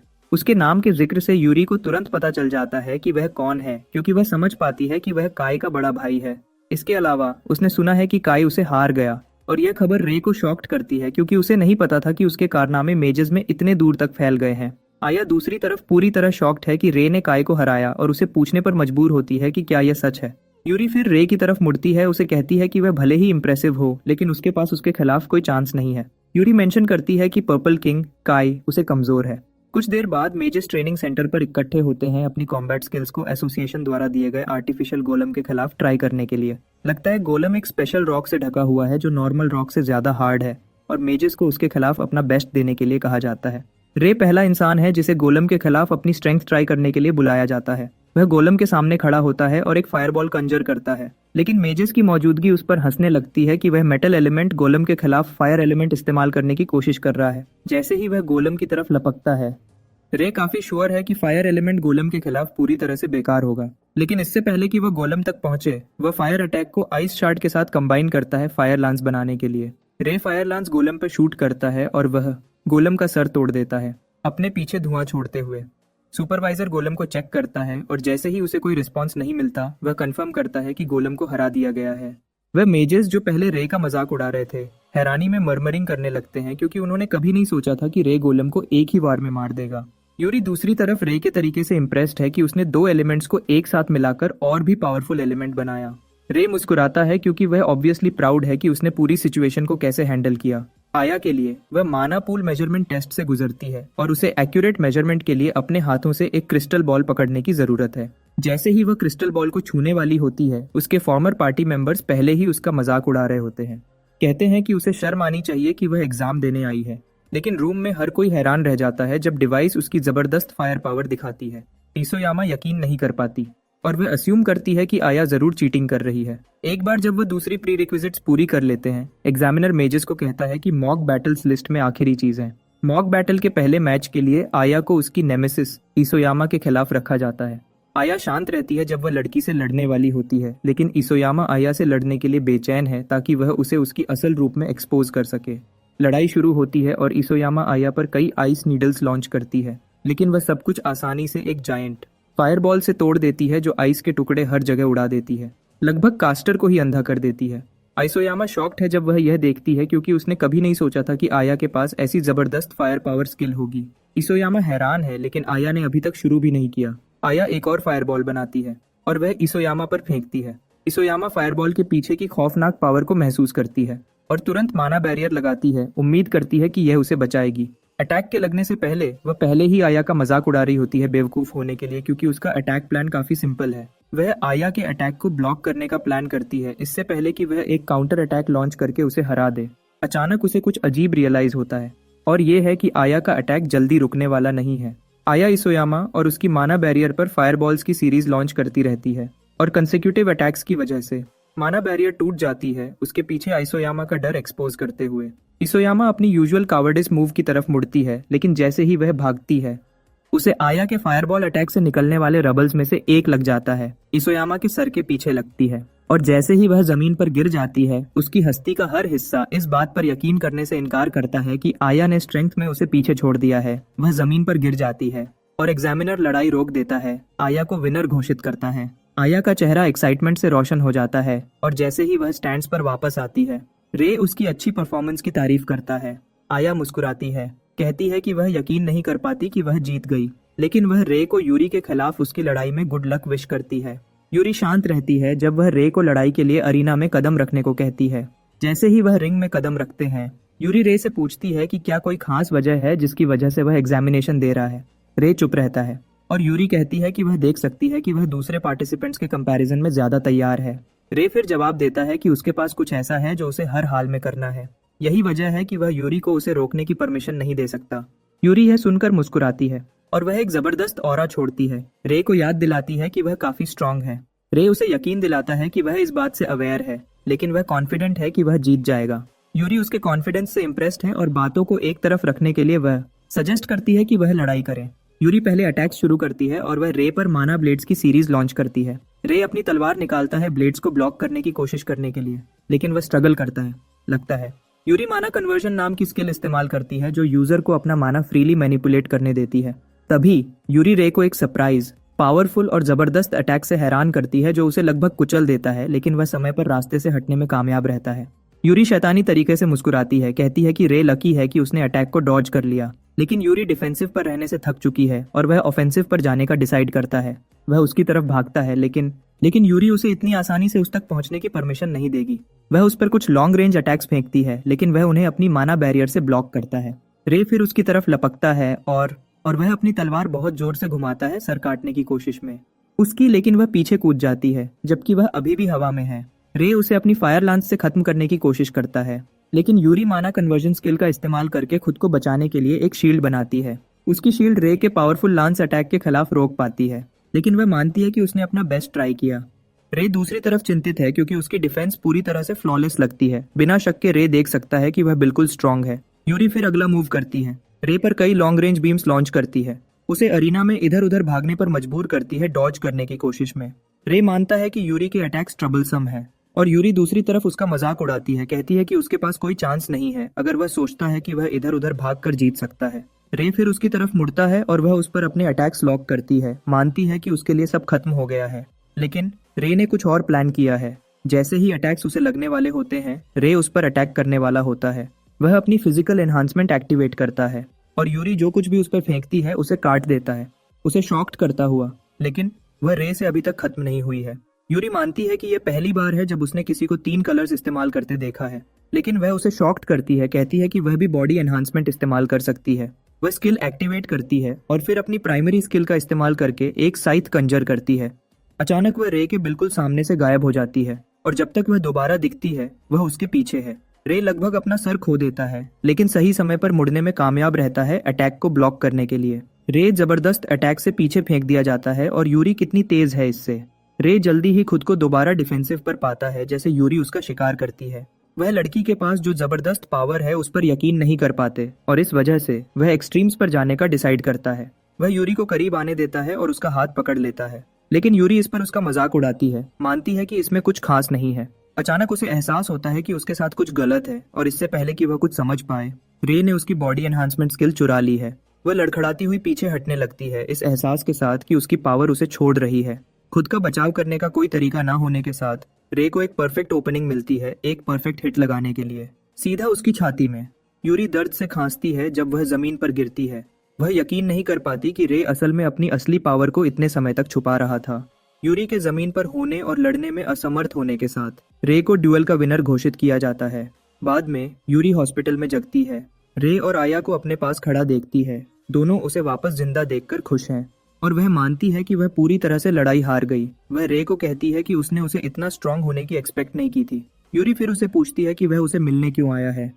एक विनम्र आवाज और पोज के साथ रे अपना सर झुकाता है। यूरी से पूछता है कि क्या वह उसकी पार्टी ज्वाइन करेगी। यूरी यह सुनकर शॉक्ड हो जाती है और रे उसे बताता है कि लड़ाई को दोबारा असेस करने के बाद उसे भी ए रैंक पर प्रमोट कर दिया गया है। रे मानता है कि उन्हें यूरी की जरूरत है अगर उन्हें मुश्किल डंजन्स कॉन्कर करने का मौका चाहिए। रे अभी भी बात कर रहा होता है जब यूरी उसे जोर से हंसकर बीच में टोक देती है, कहती है कि वह सच में एक इंटरेस्टिंग फेलो है।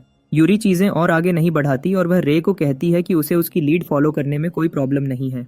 रे यह सुनकर खुश है और दोनों डील सील करने के लिए हाथ मिलाते हैं। अचानक जमीन जोर से हिलने लगती है, रे को पूरी तरह से चिंतित करते हुए। वह सोचता है कि क्या हो सकता है और उसे नहीं पता। क्रोनोस असल में जहां वह कैद है वहां से बाहर निकलने की कोशिश कर रहा है और उसे बस थोड़ी और ताकत चाहिए इसे पूरा करने के लिए। जब हिलना बंद हुआ, रे को याद आया कि उसकी पास्ट लाइफ में ऐसे कई अर्थक्वेक्स हुए थे इससे पहले कि आइकबुकुरो डंजन बाद में कोलैप्स हो जाए। रे समझ जाता है कि वह डंजन ब्रेक के लिए टाइम लिमिट तक पहुंच रहे हैं। भले ही डंजन काफी मुश्किल है, रे को नहीं लगता कि उनके पास इस समय कोई चॉइस है। तभी वह दो लड़कियों को डंजन कॉन्कर करने का अपना प्लान बताता है और ये उन्हें बहुत डरा देता है। वह उसे याद दिलाते हैं कि डंजन रीजन का सबसे मुश्किल है, जो उन तीनों के लिए और भी खतरनाक है। यूरी फिर उसे पूछती है कि क्या वह सजेस्ट कर रहा है कि वह डंजन कॉन्कर करें क्योंकि अर्थक्वेक हुआ, और रे कन्फेस करता है कि उसे इसके बारे में बुरा एहसास हो रहा है। रे कहता है कि एबनॉर्मल मॉन्स्टर्स के बारे में कई रिपोर्ट्स हैं और वह मानना चाहता है कि ये कुछ और ज्यादा खतरनाक चीज की प्री रिक्विजिट है। यूरी को रे जो कुछ भी कहता है उससे ज्यादा फर्क नहीं पड़ता जब तक वह उसकी लीड फॉलो करती है। ये रियलाइज करते हुए कि यूरी साथ है, आया भी रे को अपनी सपोर्ट का यकीन दिलाती है। रे ये सुनकर खुश है और वह उन्हें सपोर्ट के लिए शुक्रिया कहता है। अगले दिन रे और उसकी पार्टी एक रिक्वेस्ट सबमिट करती है हिनाता को इकेबुकुरो डंजन कॉन्कर करने के लिए। उनकी रिक्वेस्ट अप्रूव हो जाती है और ट्रियो डंजन एंट्रेंस की तरफ जाता है। जितनी पागल वह है, यूरी डंजन में जाने के लिए सुपर एक्साइटेड है।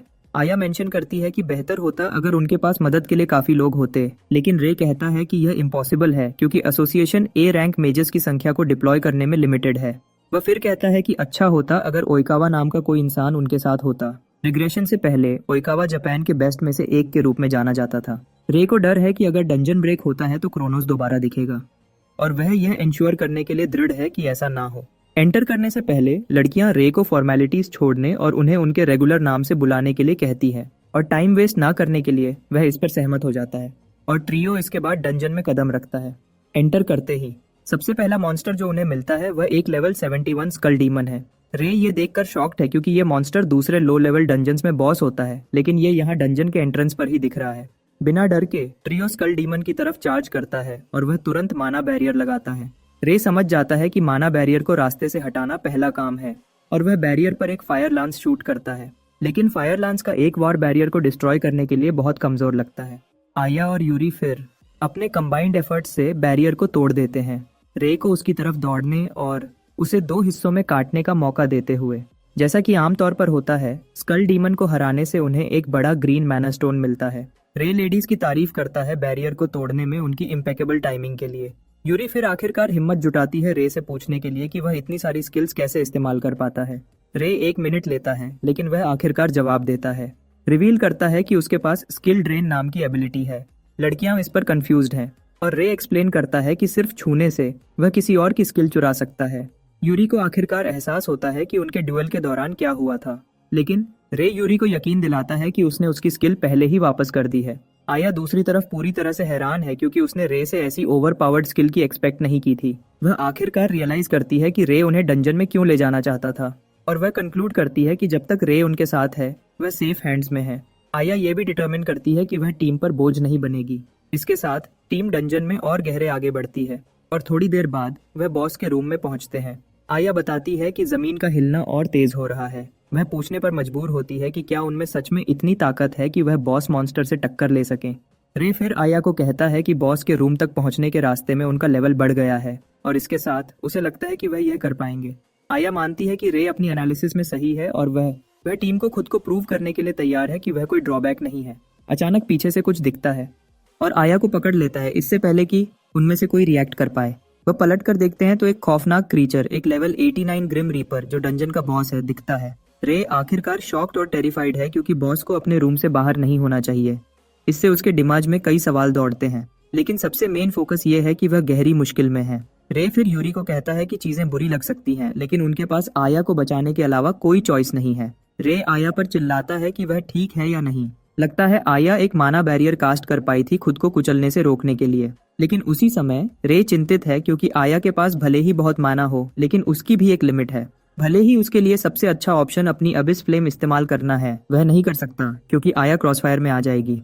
प्रॉब्लम का एक ही सोल्यूशन है कि उसे सिचुएशन से बाहर निकालने का तरीका ढूंढा जाए। रे फिर यूरी को कहता है कि वह टेंटिकल्स का ध्यान अपनी तरफ करने की पूरी कोशिश करेगा और वह उसे आया को बचाने का तरीका ढूंढने के लिए कहता है। एक अच्छे प्लान के साथ दोनों मॉन्स्टर की तरफ चार्ज करते हैं। रे खुद को सीधा वहां रखता है जहां मॉन्स्टर देख रहा है और लगभग टेंटिकल से हिट हो जाता है, लेकिन वह मुश्किल से डॉज कर पाता है। टेंटिकल से होने वाला डैमेज फ्लोर को तोड़ देता है। रे को शॉक्ड करता है। वह तुरंत समझ जाता है कि अगर उसे डायरेक्ट हिट लगी तो वह गया। जब वह सोचता है कि वह खतरे से बाहर है, एक टेंटिकल पीछे से दिखता है। आया को लगता है कि रे गया जब वह दर्द से उसका नाम चिल्लाती है। खुशकिस्मती से रे वह खुद को उस मुश्किल सिचुएशन से निकाल पाया। माना हैंड का इस्तेमाल करके, और उसने चैन की सांस ली। जबकि पूरी गड़बड़ हो रही है, यूरी को मॉन्स्टर तक पहुंचने का मौका मिल गया है। वह अपनी साइथ घुमाती है एक क्रिटिकल हिट लगाने की उम्मीद में, लेकिन उसका अटैक बाउंस ऑफ हो जाता है। और यही वह समय है जब उन्हें रियलाइज होता है कि मॉन्स्टर के पास एक स्ट्रेंथनिंग स्किल है। यूरी को रिट्रीट करना पड़ता है इससे पहले कि वह मॉन्स्टर के बड़े टेंटिकल्स के बीच कुचल जाए। रे उसकी हालत चेक करता है और वह उसे यकीन दिलाती है कि वह बिल्कुल ठीक है, लेकिन दोनों देख सकते थे कि पूरी चीज में कुछ अजीब था। बेसिकली टेंटिकल मॉन्स्टर्स की डिफेंस हमेशा कम होती है, और ये पहली बार है जब रे स्ट्रेंथनिंग स्किल वाले मॉन्स्टर को देखेगा। मॉन्स्टर के आसपास होने वाली अजीब चीजों की लिस्ट में ये भी है कि वह अपने रूम से बाहर है। उसे नहीं पता क्रोनोस हर उस चीज में बड़ा रोल निभा रहा है जो उसके सामने हो रहा है, लेकिन मॉन्स्टर इतने गुस्से से उनकी तरफ आ रहा है कि उनके पास सोचने का समय नहीं है कि क्या करें, जबकि वह अपनी प्रोटेक्टिव बैरियर के अंदर फंसी हुई है। आया को लगता है कि दूसरे दो लोग जो फेस कर रहे हैं वह बेसिकली उसकी गलती है। वह समझ जाती है कि वह बहुत पैसिव रही है क्योंकि वह हमेशा रे पर चीजें ठीक करने के लिए रिलाई करती है। वह अपना दिमाग खपाने लगती है कुछ ऐसा सोचने के लिए जो वह असल में सिचुएशन में मदद करने के लिए कर सकती है। यूरी और रे को जल्दी ही एक बड़ी प्रॉब्लम का सामना करना पड़ता है क्योंकि उनका माना लगभग खत्म हो गया है उन लड़ाइयों की वजह से जिनमें वह इन्वॉल्व रहे हैं। रे इस सिचुएशन में हार मानने वाला होता है जब उसे अचानक कुछ याद आता है। वह आया पर चिल्लाता है, कहता है कि उन्हें अपने माना फ्यूजन से हिट करे। आया यह सुनकर शॉक्ड हो जाती है, और वही यूरी का भी हाल है जिसे लगता है कि स्किल बेकार है क्योंकि ये बहुत माना कंज्यूम करती है। रे समझता है कि वह ऐसा क्यों सोचते हैं क्योंकि स्किल उसकी पास्ट लाइफ में भी बेकार मानी जाती थी। But thanks to a certain maize the skills value was later discovered. यह खास मेज और कोई नहीं आया खुद है क्योंकि वही थी जिसने रिग्रेशन से पहले इसे फिगर आउट किया था। Aya is also conflicted about the skill since he hasn't used it before. But since Ray is asking her to do it, she is willing. Just then, Aya lets loose of her skill.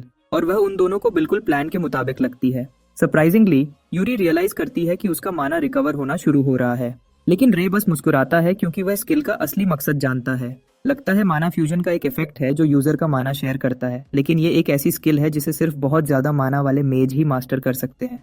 आया is excited when she sees this, लेकिन अचानक उसे realise होता है कि वह जितना माना शेयर कर रही है वो काफी नहीं है। उसे फिर एहसास होता है कि उसकी माना शेयरिंग रिस्ट्रिक्ट हो रही है उस माना बैरियर की वजह से जो उसने एक्टिवेट की थी। टीम की ठीक से मदद करने के लिए वह अपनी माना बैरियर रिलीज करती है, मॉन्स्टर को उसे जोर से पकड़ने का मौका देते हुए।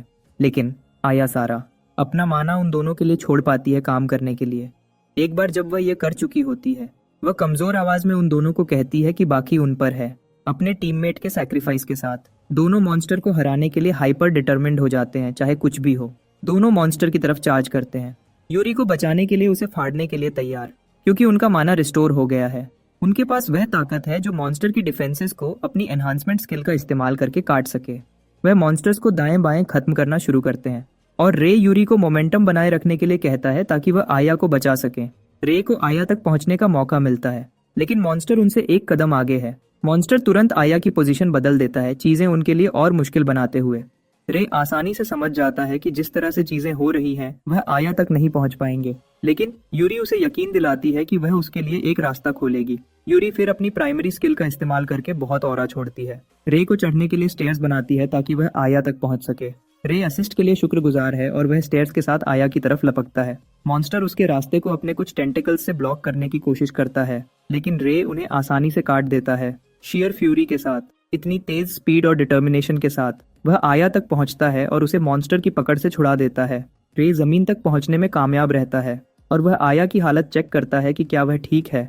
आया अपनी आंखें खोलती है और मुस्कुराती है, कहती है कि रे हमेशा की तरह इम्प्रेसिव है। यूरी फिर दौड़ कर आती है, आया को कहती है कि उसने अपनी स्किल से उन्हें सच में बचा लिया। यूरी मानती है कि आया में काफी हिम्मत है। भले ही उन्होंने आया को बचा लिया है, मॉन्स्टर को मारने का प्राइमरी मिशन अभी भी बाकी है। रे और यूरी मॉन्स्टर की तरफ लपकते हैं, लेकिन चीजें और मुश्किल हो जाती हैं क्योंकि वह अपने टेंटिकल को रीजेनरेट कर लेता है।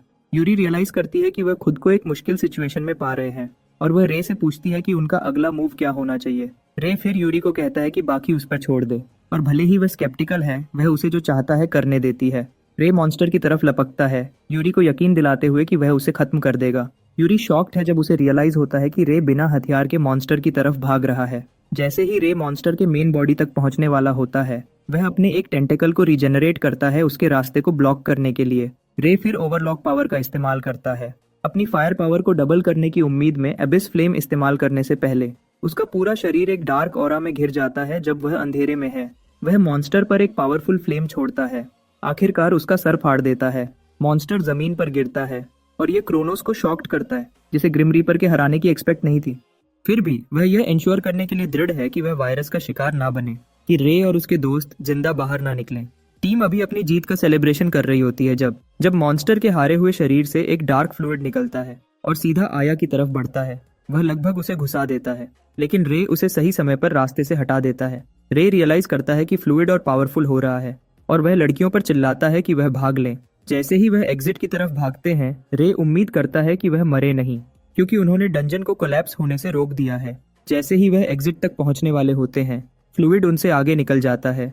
ट्रियो लगभग निगल लिया जाने वाला होता है जब एक गोल्डन शील्ड उन्हें ढक लेता है और एक तेज आवाज उन्हें एक तरफ हटने के लिए कहती है। टीम पलटकर देखती है कि कौन है, जो और कोई नहीं, पावरफुल ओइकावा हिकारू है। लड़कियां शॉक्ड हैं जब ओइकावा अपना परिचय देता है, क्योंकि रे ने डंजन में एंटर करने से पहले उसका नाम मेंशन किया था। रे मानता है कि वही वह लड़का है जिससे वह मदद चाहता था। बेसिकली ओइकावा उन सबसे ज्यादा स्ट्रांग है क्योंकि वह करंट में एक एस रैंक मेज है। इसके अलावा वह रे के रिग्रेशन से पहले येलो किंग के नाम से जाना जाता था।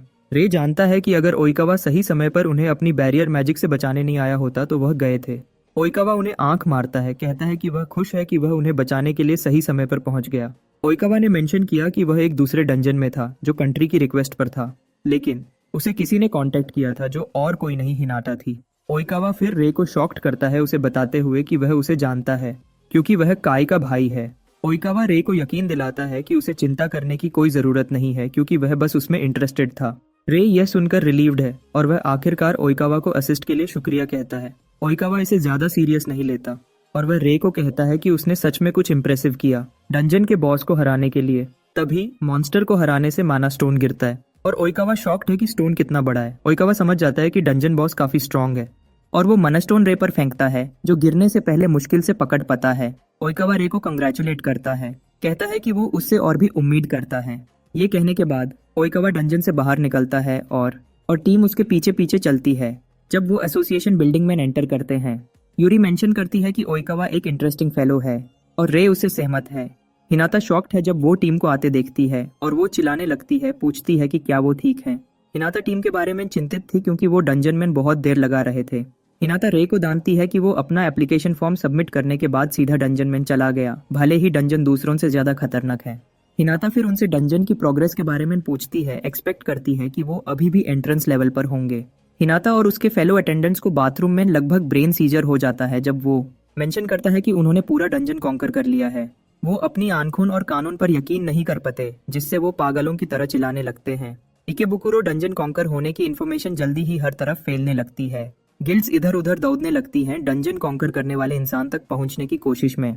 प्रेस को एड्रेस करते हुए आया कहती है कि उसके पास आखिरकार अपनी बहन के मेडिकल बिल्स कवर करने के लिए काफी पैसे हैं और इसके अलावा वो रे को इस बड़े मौके के लिए शुक्रिया कहती है। इसोयामा और उसके पार्टी मेंबर्स ये देखकर पूरी तरह से सॉल्टी हैं, लेकिन इसोयामा अभी भी मानाना चाहती है कि आया चीटिंग कर रही है। वही बात काई पर भी लागू होती है, जो रे के डंजन कॉन्कर करने पर पूरी तरह से गुस्सा है। रे के डंजन कॉन्कर करने की खबर हर जगह फैल गई, खासकर क्योंकि वो पहले कलरलेस के नाम से जाना जाता था।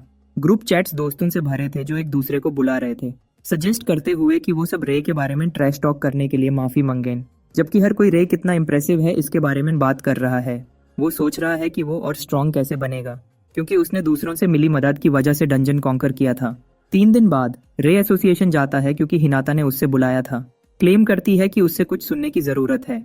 रे और लड़कियां शॉक्ड हैं जब हिनाता उन्हें बताती है कि उन्हें एक खास डंजन कॉन्कर करने की रिक्वेस्ट मिली है। आया यकीन नहीं कर पाती क्योंकि वो अभी अभी ए रैंक मेजर्स बनी है और हिनाता कहती है कि ये उनकी रीसेंट अचीवमेंट की वजह से पॉसिबल है। बेसिकली डंजन एक्सप्लोरेशंस आमतौर पर मेजेस खुद रिक्वेस्ट करते हैं, लेकिन एक फॉर्मल रिक्वेस्ट मिलना कुछ ऐसा है जो एसोसिएशन सिर्फ खास संख्या में मेजेस को ही अलाउ करती है। आया मुस्कुराती है, रे को कहती है कि हर कोई उस पर काउंट कर रहा है, लेकिन रे डिसएग्री करता है, कहता है कि पूरी पार्टी की जरूरत है। रे फिर हिनाता से पूछता है कि रिक्वेस्ट किसने की थी, लेकिन वो रे को कहती है कि वो जवाब नहीं दे सकती क्योंकि हायर अप्स ने उसे राज रखने के लिए कहा था।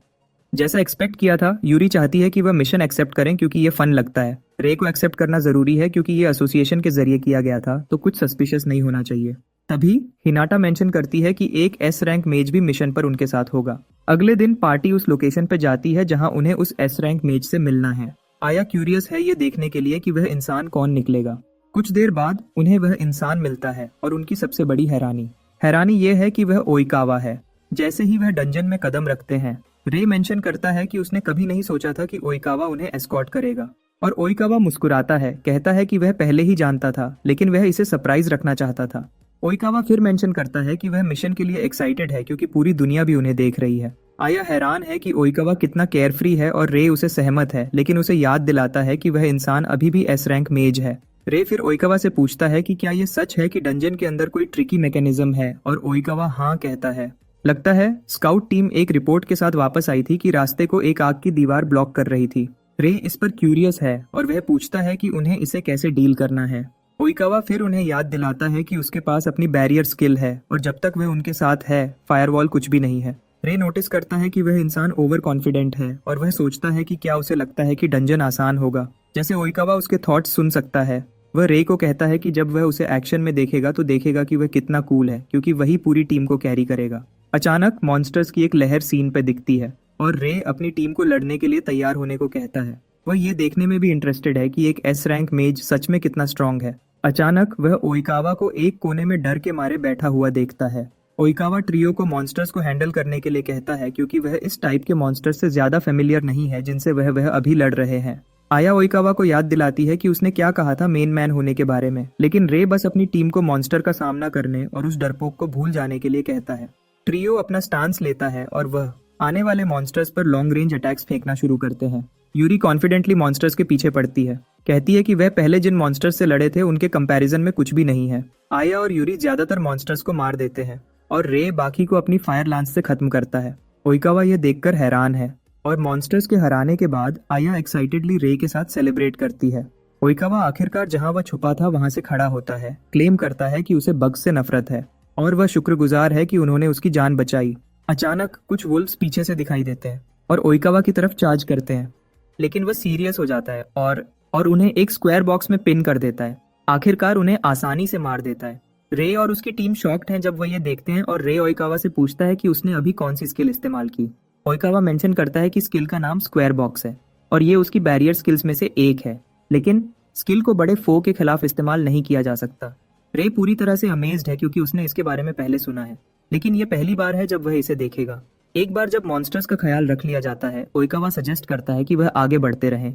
रे उसके पीछे चलता है। वह ओइकावा से पूरी तरह से हैरत में है क्योंकि वह एक एस रैंक को कैसा होना चाहिए उसका एम्बॉडीमेंट है। कुछ देर बाद वह आग की दीवार पर पहुंचते हैं और यह बिल्कुल वैसा ही है जैसा रिपोर्ट में कहा गया था। आग की तीव्रता कुछ मीटर्स दूर से भी महसूस की जा सकती है बिना करीब गए। तभी ओइकावा आगे बढ़ता है और वह अपनी बैरियर मैजिक से आग में एक रास्ता बनाता है। टीम एक्साइटेडली उस पैसेज से गुजरती है और उन्हें जल्दी ही एक और छेद मिलता है जो बॉस के रूम तक जाता है, क्योंकि वह पहले ही हैं। रे सजेस्ट करता है कि वह बॉस के चेम्बर्स में चलें। अंदर ही अंदर ओइकावा देखने का इंतजार कर रहा है कि रे क्या कर सकता है, क्योंकि वह जानना चाहता है कि क्या वह एक धोखेबाज है या असली चीज। जैसे ही वह रूम में कदम रखते हैं, रे शिकायत करता है कि कितनी गर्मी है, जो ऑब्वियसली उस फो की पावर को दर्शाती है जिससे वह लड़ने वाले हैं। बॉस आखिरकार बाहर आता है और वह एक लेवल 68 फ्लेम गाम निकला। सिर्फ बॉस का दिखना ही रे की रीढ़ की हड्डी में सरसराहट पैदा कर देता है। रे घबरा जाता है जब मॉन्स्टर उनकी तरफ चलता है और वह टीम को माना बैरियर लगाने के लिए कहता है, लेकिन ओइकावा उसे कहता है कि इसकी कोई जरूरत नहीं है। मॉन्स्टर उन पर अपनी फ्लेम ब्रेथ छोड़ता है, लेकिन ओइकावा उसे अपनी बैरियर मैजिक का इस्तेमाल करके आसानी से ब्लॉक कर देता है। इससे आखिरकार रे का दिमाग घूम जाता है और ओइकावा रे को कहता है कि वह डिफेंस हैंडल करेगा जबकि वह ऑफेंस हैंडल करे। रे ऑर्डर को मानता है, लेकिन वह सोचने में थोड़ा समय लेता है कि क्या करे। वह समझ जाता है कि बैरियर किसी भी समय फेल हो सकती है अगर उसे ज्यादा हिट लगी तो। रे अपनी अबिस फ्लेम इस्तेमाल करने की सोचता है, लेकिन वह तुरंत यह आइडिया छोड़ देता है क्योंकि मॉन्स्टर काफी तेज है और इसके अलावा ये एक बॉस लेवल मॉन्स्टर है, क्योंकि अबिस फ्लेम के लिए माना का इस्तेमाल काफी हाई है। रे समझ जाता है कि उसे मॉन्स्टर को किसी और तरीके से मारना पड़ेगा। रे फिर चार्ज को लीड करता है, जबकि यूरी और आया को अटैक करने के लिए एक गैप ढूंढने के लिए कहता है। जैसे ही वह मॉन्स्टर के करीब आता है, रे अपनी बॉडी एनहांसमेंट एक्टिवेट करता है और उसकी तरफ उछलता है। रे मॉन्स्टर को यह सोचने पर धोखा देता है कि वह उस पर सीधे टक्कर देने वाला है, लेकिन रे उसके पीछे से निकल जाता है। इससे पहले कि एक क्रिटिकल हिट लगाए, यूरी और आया भी पीछे से सपोर्ट करते हैं। जब वह बॉस मॉन्स्टर पर अपने लॉन्ग रेंज अटैक्स लॉन्च करते हैं, कंबाइंड अटैक के बावजूद भी मॉन्स्टर मोबाइल रहता है और ये रे के डर को कंफर्म करता है कि मॉन्स्टर काफी स्ट्रांग है। रे समझ जाता है कि अगर लड़ाई उम्मीद से ज्यादा चली तो वह डिसएडवांटेज पर होंगे। रे पहले ही तेज गर्मी से पसीने में डूबा हुआ है और उसे एहसास होता है कि मॉन्स्टर को जल्दी हराना सबसे जरूरी है। इसी बीच ओइकावा पीछे से देख रहा है, इंतजार कर रहा है कि रे क्या करेगा, क्योंकि वह खुद को ऐसी मुश्किल सिचुएशन में पा रहा है। तभी रे यूरी और आया को कहता है कि वह अपने अटैक्स को मॉन्स्टर के पैरों की तरफ डायरेक्ट करें उसके बॉडी की जगह। यूरी और आया खुशी खुशी उसका प्लान एक्सेप्ट करते हैं और वह तुरंत अपने अटैक्स मॉन्स्टर के पैरों पर भेजते हैं। आया यहाँ तक कि एक कदम आगे बढ़ती है, मॉन्स्टर को स्टोन बुलेट नाम की स्किल से हिट करती है। इससे मॉन्स्टर इधर उधर कूदना शुरू कर देता है, लेकिन रे समझ जाता है कि वह कितना भी अजाइल हो, हवा में अटैक्स को डॉज नहीं कर पाएगा। रे मॉन्स्टर की तरफ उछलता है और जैसे ही वह मॉन्स्टर तक पहुंचने वाला होता है, वह अपनी ब्लेड को आइस से ढक लेता है, ओइकावा को हैरत में छोड़ते हुए। मॉन्स्टर हवा में फ्रीली मूव करने में असमर्थ है। रे एक क्रिटिकल हिट लगाता है जो उसे जमीन पर पटक देता है, पूरी तरह से उसे हराते हुए। लड़कियां रे की तरफ दौड़ती हैं जैसा कि आमतौर पर करती हैं उसे कंग्रेचुलेट करने के लिए, लेकिन वह उन्हें कहता है कि ये सब उनकी वजह से है। ओइकावा उस टीम वर्क से इम्प्रेस्ड है जो उसने अभी देखी और वह कंक्लूड करता है कि रे बिल्कुल वैसा ही है जैसा रिपोर्ट में कहा गया था। लेकिन ओइकावा देख सकता है कि रे अभी भी अपनी असली पावर छुपा रहा है। तभी रे सजेस्ट करता है कि वह अपने रिपोर्ट्स बनाने के लिए एसोसिएशन वापस चले, लेकिन ओइकावा उसे रुकने के लिए कहता है। ओइकावा स्क्वायर बॉक्स निकालता है और रे को कहता है कि वह उसे टेस्ट करना चाहेगा। ओइकावा रे को कहता है कि बॉक्स को मॉन्स्टर्स को कैप्चर करने के लिए इस्तेमाल किया जा सकता है, लेकिन उसी समय इससे ट्रेनिंग के मेथड के रूप में भी इस्तेमाल किया जा सकता है। ओइकावा फिर साफ साफ रे को कहता है कि वह उसकी असली पावर देखना चाहता है। इस वजह से ओइकावा चाहता है कि रे बॉक्स के अंदर सील्ड मॉन्स्टर्स को हराए। वह उसे यकीन दिलाता है कि अगर चीजें डेंजरस होने लगती हैं तो वह मॉन्स्टर्स को रीसील कर देगा, लेकिन यह उस पर डिपेंड करेगा कि वह उसे करने के लिए कहता है या नहीं। रे आखिरकार रियलाइज करता है कि ओइकावा उनके पीछे क्यों आया था, और भले ही उसे उसके असली मोटिव्स अभी तक नहीं पता, रे ज्यादा एक्सपीरियंस हासिल करने का मौका हाथ से जाने नहीं दे सकता।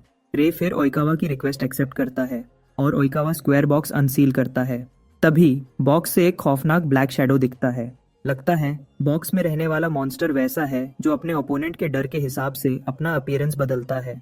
ओइकावा एक्साइटेड है ये देखने के लिए कि वह किस तरह का अपीयरेंस देखेगा, और जैसा एक्सपेक्ट किया था, रे का सबसे बड़ा डर, क्रोनोस हल्के से बॉक्स से बाहर निकलता है। ओइकावा ये देखकर शॉक्ड है क्योंकि ये पहली बार है जब वह ऐसा मॉन्स्टर देखेगा। जबकि ओइकावा पूरे नए एक्सपीरियंस को लेकर एक्साइटेड है, रे घबरा रहा है। यूरी और आया सोचती हैं कि ब्लैक शैडो अचानक ह्यूमनॉइड रूप में क्यों बदल गया, और चीजों को देखते हुए वह साफ देख सकती हैं कि यह नॉर्मल मॉन्स्टर नहीं है। उसी समय ओइकावा सोचता है कि वह किस तरह के मॉन्स्टर को घूर रहा है, और क्या रे ने उस मॉन्स्टर से पास्ट में लड़ाई की थी। रे दूसरी तरफ सरप्राइज्ड है कि भले ही वह असल क्रोनोस का सामना नहीं कर रहा, उसे अभी भी उससे निकलने वाला जबरदस्त ऑरा महसूस हो रहा है। रे फिर अपने डर को एक तरफ रखता है और मॉन्स्टर के पीछे पड़ता है पहला शॉट लगाने के इरादे से, लेकिन क्रोनोस अपनी लंबी लाल तलवार निकालता है और अटैक को ब्लॉक करता है। भले ही उसका अटैक पैरिड हो गया, रे इंटिमिडेटेड महसूस नहीं करता और यह उसे मोटिवेट करता है।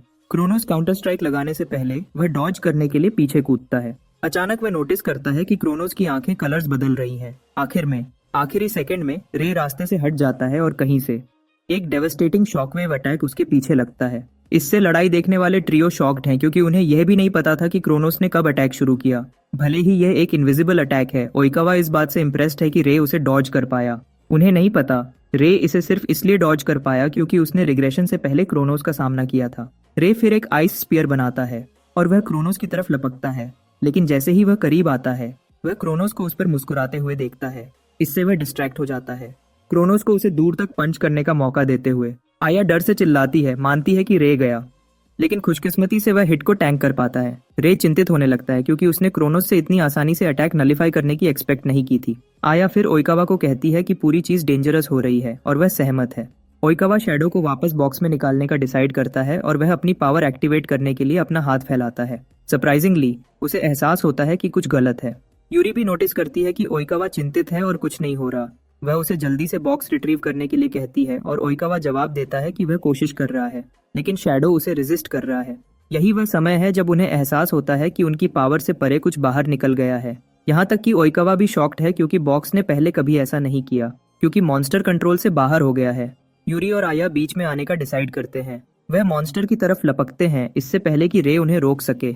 दोनों एक ही समय पर अपने अटैक्स छोड़ते हैं, लेकिन क्रोनोस उन्हें आसानी से डिफ्लेक्ट करता है और एक पावरफुल काउंटर अटैक से उन्हें उड़ा देता है। दोनों जमीन पर गिरते हैं, एक जबरदस्त धमाका छोड़ते हुए। रे डर से देखता है जब वह यह देखने की कोशिश करता है कि क्या दोनों अभी भी जिंदा हैं। ओइकावा फिर चीजें जिस तरह से हुई हैं उसके लिए माफी मांगता है। वह रे को कहता है कि वह सब कुछ ठीक कर देगा और वह क्रोनोस को रोकने के लिए अपनी बैरियर मैजिक एक्टिवेट करता है। ओइकावा का कॉन्फिडेंस जल्दी ही टूट जाता है जब क्रोनोस एक शैतानी मुस्कान देता है। इससे पहले कि उसके बॉडी पर लगा रिस्ट्रिक्शन तोड़ दे। रे और ओइकावा को डर घेर लेता है क्योंकि उन्होंने क्रोनोस से ओइकावा के बैरियर मैजिक से छूटने की एक्सपेक्ट नहीं की थी। ओइकावा मानता है कि वह मुश्किल में है और अगर ध्यान नहीं दिया गया तो वह बस खत्म हो जाएंगे। रे फिर सिचुएशन को असेस करने में थोड़ा समय लेता है और वह समझ जाता है कि फेक क्रोनोस किसी अजीब स्किल का इस्तेमाल कर रहा है। वह फिर समझ जाता है कि मॉन्स्टर उसकी मेमोरी से क्रोनोस का अपीयरेंस और स्किल्स रिक्रिएट कर रहा है। पूरी चीज का सोल्यूशन तुरंत उसके दिमाग में आता है और वह ओइकावा को पीछे हटने के लिए कहता है। रे को याद आता है कि उसकी पास्ट लाइफ में वह क्रोनोस से भाग रहा था, लेकिन जिस तरह से चीजें हैं वह तब तक फंसा रहेगा जब तक वह कोई मूव नहीं करता। रे फिर मॉन्स्टर की तरफ एक बड़ा उछलता है क्योंकि उसने समझ लिया है कि मॉन्स्टर ने अजीब स्किल की वजह से अपना अपीयरेंस बदल दिया।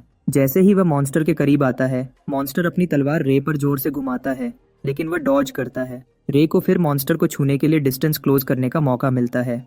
एक बार जब वह करता है, वह स्किल ड्रेन एक्टिवेट करता है, एक बड़ा एनर्जी ब्लास्ट छोड़ते हुए। लेकिन रे का प्लान काम करता है और मॉन्स्टर धूल में मिल जाता है, उसकी हार का संकेत देते हुए। ओइकावा शॉक में रह जाता है जब उसके चेहरे से पसीना बहता है। चेहरे से खुद से पूछता है कि उसने अभी रे को कौन सी स्किल इस्तेमाल करते देखा।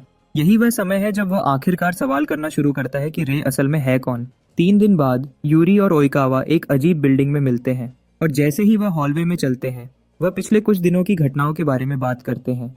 यूरी ओइकावा को कहती है कि उसे खुश होना चाहिए कि रे ने उसे जो हुआ उसके लिए माफ भी कर दिया।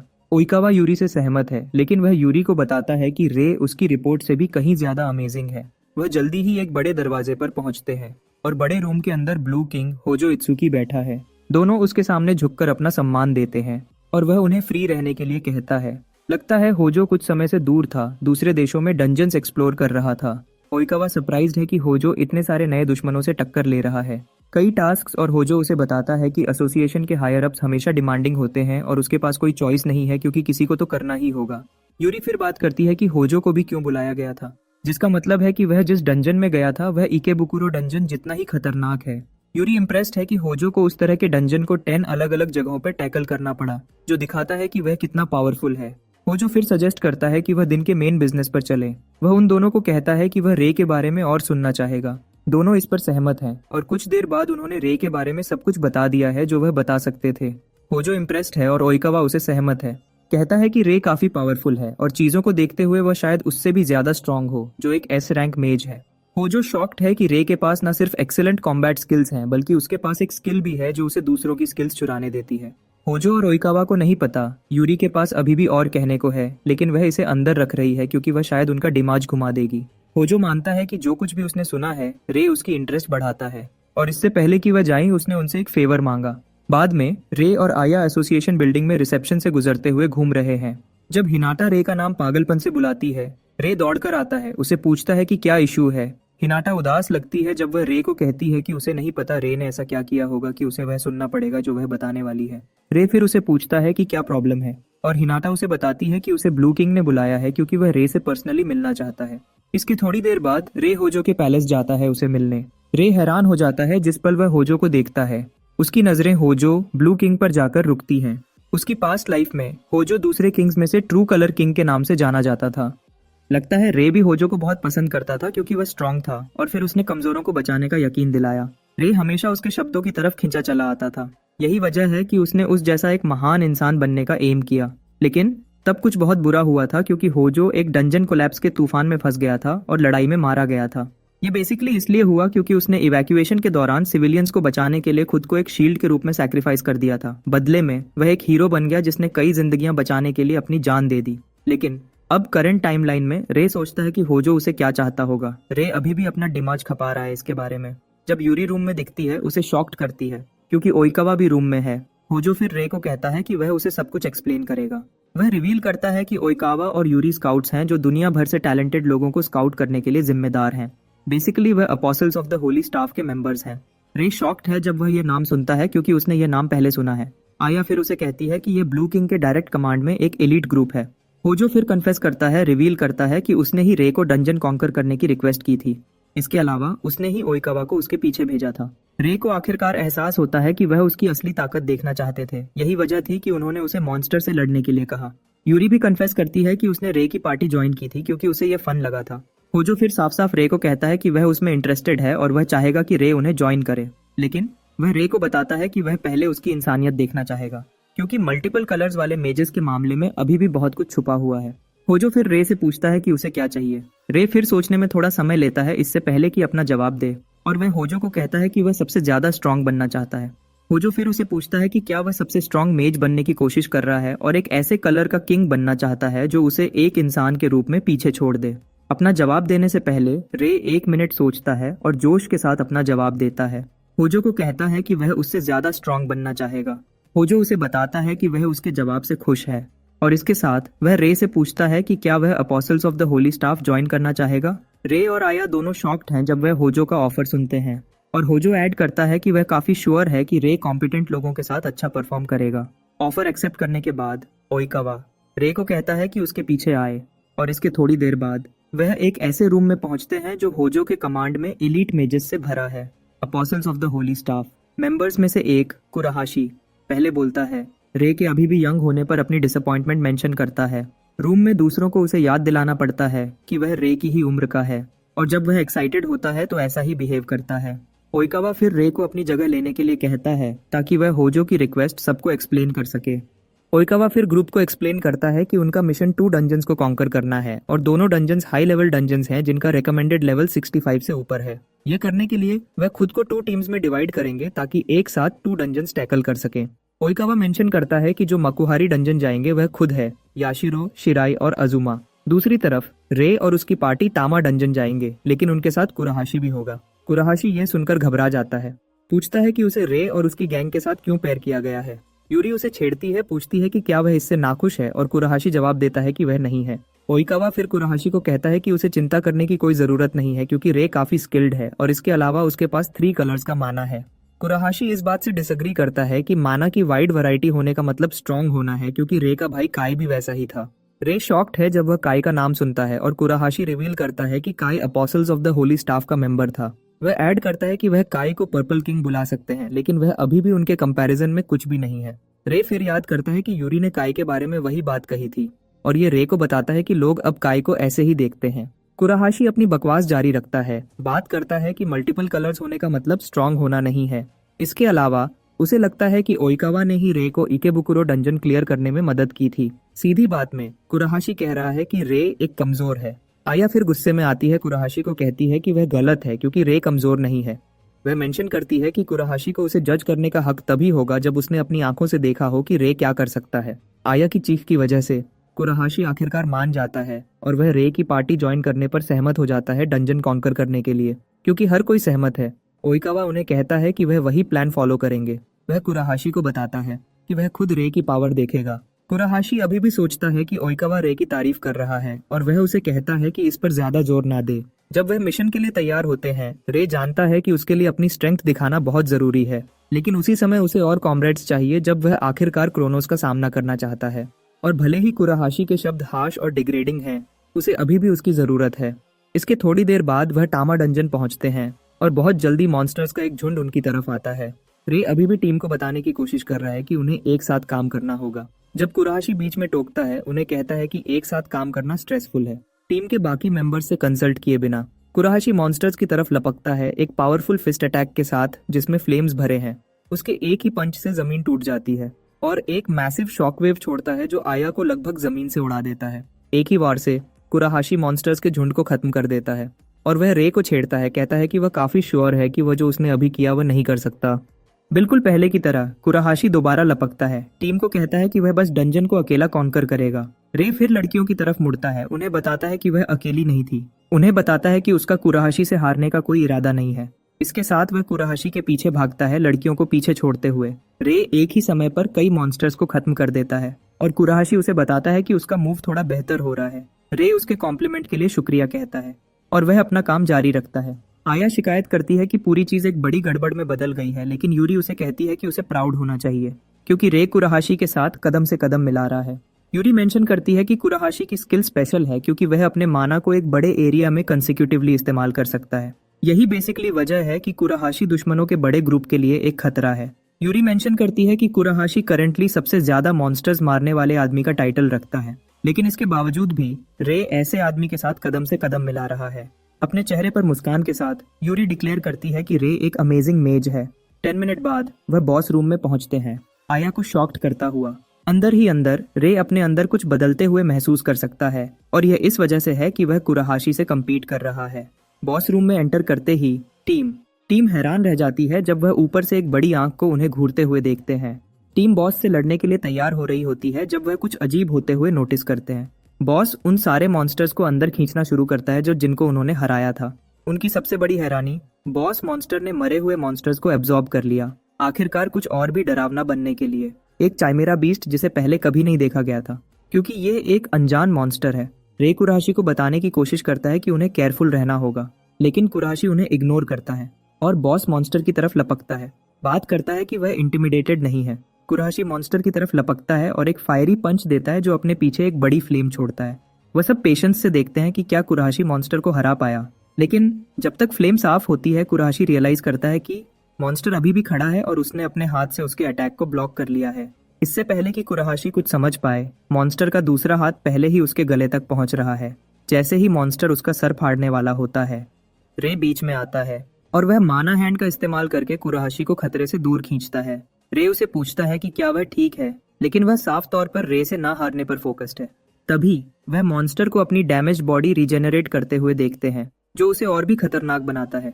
जैसे कि ये काफी नहीं है, मॉन्स्टर अपना सर उठाता है और एक लेजर जैसा कुछ फायर करने की तैयारी करता है। बिना शक के रे जानता है कि यह डेडली होगा और वह अपने टीममेट्स पे चिल्लाता है, उन्हें डॉज करने के लिए कहता है। लेजर लगता है एक डेडली स्ट्राइक छोड़ता है जो टीम जानती है कि अगर उन्होंने डॉज नहीं किया होता तो वह मर गए होते।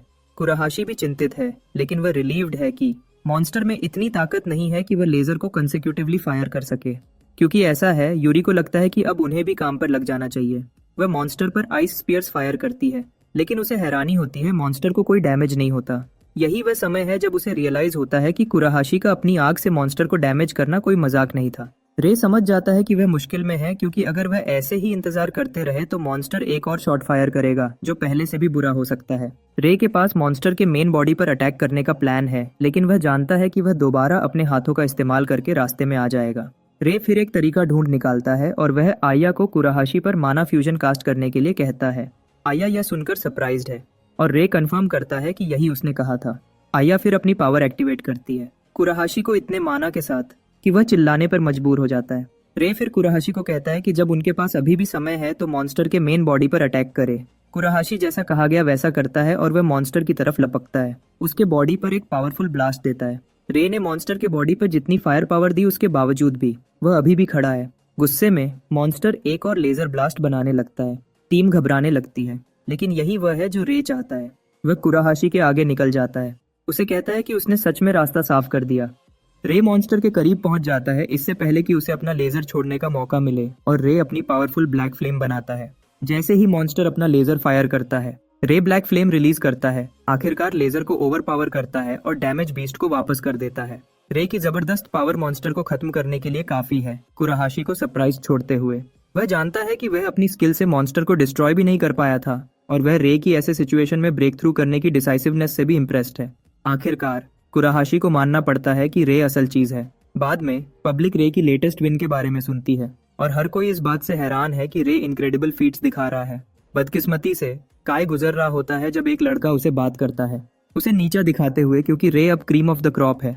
जब रे और उसकी पार्टी अपोसल्स की बिल्डिंग वापस लौटती है, होजो उनकी तारीफ करता है अच्छा काम करने के लिए। वह पूछता है कि क्या टामा डंजन ने पिछले डंजन से ज्यादा मुश्किल दी, और रे इस बात को कंफर्म करता है, कहता है कि वह असल में एक नए टाइप के मॉन्स्टर से मिले थे। ओइकावा फिर कुराहाशी से पूछता है कि रे को लड़ते हुए देखने के बाद वह उसके बारे में क्या सोचता है। कुराहाशी ना चाहते हुए जवाब देता है कि रे बुरा नहीं है और वह ऐड करता है कि रे के पास अच्छी स्ट्रैटेजी भी है। टीम मेंबर्स में से एक कुराहाशी को डांटता है रे को नीचा दिखाने के लिए, और वह क्या कर सकता है ये देखने के बाद भी वह अभी भी ये मानने से झिझक रहा है कि वह इम्प्रेसिव है। कुराहाशी लड़की पर चिल्लाता है कि अपना मुंह बंद करे, इससे पहले कि रे की तरफ मुड़कर उसे बुरे नाम से बुलाने के लिए माफी मांगे। इसके साथ कुराहाशी मानता है कि रे स्ट्रांग है। रे मुस्कुराता है जब वह यह सुनता है और वह कुराहाशी को कहता है कि वह भी खुश है कि उसने उसकी मदद की, तो उसे असल में उसे माफी मांगने की जरूरत नहीं है। कुराहाशी अपनी एक्साइटमेंट छुपाने की बहुत कोशिश करता है और वह उसे कुछ बुलशिट से ढक लेता है, लेकिन हर कोई उसकी बकवास समझ सकता है। होजो खुश है कि कुराहाशी ने रे को अप्रूव कर दिया है, क्योंकि अब उसके बारे में कोई शिकायत करने वाला नहीं होगा। होजो फिर अपना हाथ बढ़ाता है रे को अपोसल्स का बैज देने के लिए, जिसका मतलब है कि वह अब टीम का एक बोनाफाइड मेंबर है। होजो उसे बताता है कि वह अपनी पार्टी के साथ काम करना जारी रखने के लिए फ्री है, लेकिन वह रे को अर्जेस करता है कि उनके लिए भी हमेशा समय निकाले। दोनों फिर डील पर हाथ मिलाते हैं। इसी बीच आया पूरी तरह से हैरान है, क्योंकि भले ही वह जानती है कि रे इम्प्रेसिव है, सबसे स्ट्रॉन्ग मेजर्स में से एक द्वारा पहचाना जाना एक बिल्कुल नया स्टैंडर्ड है। कुराहाशी एक बड़े भाई जैसा बिहेव करने की कोशिश करता है। रे को कहता है कि वह उसे अपने विंग के नीचे रखेगा, लेकिन यूरी उसके लिए दोबारा सब कुछ बर्बाद करने के लिए वहाँ है। कहती है कि वही है जिसे लेसन की जरूरत है। कुराहाशी फ्रस्ट्रेशन में चिल्लाता है, यूरी को अपना मुंह बंद करने के लिए कहता है। दूसरी तरफ होजो खुश है कि उसने कुराहाशी को रे की टीम में रखा, क्योंकि इससे उन्हें अच्छा बॉन्ड बनाने में मदद मिली है। ओइकावा यह भी जानता है कि कुराहाशी रे की रिक्रूटमेंट के खिलाफ होता अगर उसने खुद नहीं देखा होता कि वह क्या कर सकता है। ओइकावा होजो की सोच से इम्प्रेस्ड है कि वह कितना स्मार्ट है। एक बार जब हर कोई रे के इंडक्शन के साथ अग्री कर लेता है, होजो बोलता है, कहता है कि उसके पास एक सजेशन है। रे को सरप्राइज करने के लिए होजो उसे ब्रेक लेने के लिए कहता है, ब्लैक किंग का टाइटल। इसी बीच काय और उसकी पार्टी को एक डंजन में मॉन्स्टर्स से लड़ते हुए देखा जाता है, और काय खुद जैसा नहीं लग रहा। टीम मेंबर्स में से एक उसे ओवरलॉक स्किल इस्तेमाल करने के लिए कहता है, पूरी तरह से भूलते हुए कि काय अब उसे इस्तेमाल नहीं कर सकता। कुछ देर स्ट्रगल करने के बाद पार्टी मॉन्स्टर्स को क्लियर कर पाती है। काय के पार्टी मेंबर्स अज्यूम करते हैं कि वह आराम करेंगे, लेकिन काय उन्हें शॉक्ड करता है। उन्हें कहता है कि उन्हें और गहरे जाना होगा। उसके पार्टी मेंबर्स उसे याद दिलाते हैं कि वह 5 दिनों से लगातार डंजन में है और बेहतर होगा अगर वह रुक जाए। काय बस लड़के को अपना मुंह बंद करने और उसके पीछे आने के लिए कहता है। लड़का फिर डाउट करने लगता है कि क्या उनके लिए काय को फॉलो करना ठीक है, लेकिन टीम में दूसरा लड़का उसे डांटता है, कहता है कि उन्हें काय को सपोर्ट करना होगा, क्योंकि यही वह समय है जब उसे उनके सपोर्ट की सबसे ज्यादा जरूरत है। अंदर ही अंदर काय सोच रहा है कि वह डंजन को तेज कैसे कॉन्कर करेगा। वह फ्रस्ट्रेटेड लगता है और अपने भाई के साथ पूरी सागा मदद नहीं कर रही। असल में एक रिपोर्टर काय के पास आया सिर्फ उसे उसके भाई के बारे में पूछने के लिए।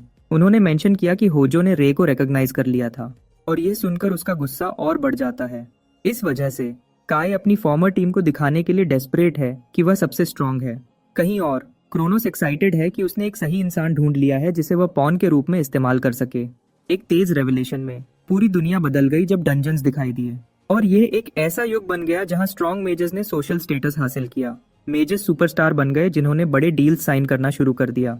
एक मेज होना पहले ही रेयर था, लेकिन ड्यूअल कलर्ड मेज होना और भी रेयर था, और काय उनमें से एक निकला। इससे तुरंत काय का स्टेटस अपग्रेड हो गया और वह टॉक ऑफ द टाउन बन गया। हर कोई जिसने काय से दूरियां बना ली थी उसके पीछे भागने लगा। यहाँ तक कि प्राउड अपोस्टल्स ने भी काय को टीम के सबसे यंगेस्ट मेंबर के रूप में ज्वाइन करने की परमिशन दे दी, लेकिन टीम ने सपोजिटली उसके साथ रूडली बिहेव किया और उसने ग्रुप छोड़ दिया क्योंकि उन्होंने उसकी एबिलिटीज को रिकॉग्नाइज नहीं किया। सरप्राइजिंगली रे ही था जिसने उसके साथ अलग तरीके से बिहेव नहीं किया। भले ही रे के पास कोई टैलेंट नहीं था, काय देख सकता था कि रे हमेशा उसे ऐसे घूर रहा था जैसे वह किसी दिन उसे पकड़ लेगा। काय को यह नफरत थी क्योंकि उसे लगता था कि उसे दुनिया ने चुना है, और रे ऐसे बिहेव कर रहा था जैसे वह उसे पकड़ सकता है। इस वजह से काय ने डिसाइड किया कि वह उसे दिखाएगा कि वह एक अलग लेवल पर है। लेकिन चीजें पहले ही अलग लग रही हैं। फिर भी रे को लगता है कि उसके पास अभी भी एक मौका है। काय सड़कों पर चल रहा होता है जब, और कुराहाशी उसके पीछे दिखता है। कुराहाशी उसे याद दिलाता है कि आखिरी बार जब वह मिले थे तब उसे टीम से निकाल दिया गया था। काय यह सुनकर गुस्सा हो जाता है जब वह इस बात को ठीक करने की कोशिश करता है, क्लेम करता है कि उसने छोड़ दिया था और उसे निकाला नहीं गया था। उसे लगता है कि होजो उसके टैलेंट से जेलस था। यही वजह थी कि वह उसके साथ एक बॉस जैसा बिहेव कर रहा था इंस्टेड ऑफ इक्वली ट्रीट करने के। काय फिर मेंशन करता है कि उसने ये भी सुना है कि रे टीम का मेंबर बन गया, और कुराहाशी उसे पूछता है कि क्या उसे इससे कोई प्रॉब्लम है। काय रे के बारे में ट्रैश टॉक करना शुरू करता है, लेकिन कुराहाशी उसे बीच में टोकता है, उसे अपना मुंह बंद करने के लिए कहता है। कुराहाशी सीरियस हो जाता है जब वह काय से बात करता है। उसे कहता है कि वह जो चाहे सोचने के लिए फ्री है, लेकिन यह कंफर्म हो गया है कि रे की एबिलिटी रियल है। वह ऐड करता है कि रे लो प्रोफाइल रख रहा है, इसके बावजूद कि वह एक ड्यूअल कलर्ड मेज है, काय से अलग। काय गुस्से में आता है, कुराहाशी को अपना मुंह बंद करने के लिए कहता है क्योंकि वह पर्पल किंग है, जो एक मेज का सबसे हाईएस्ट टाइटल है।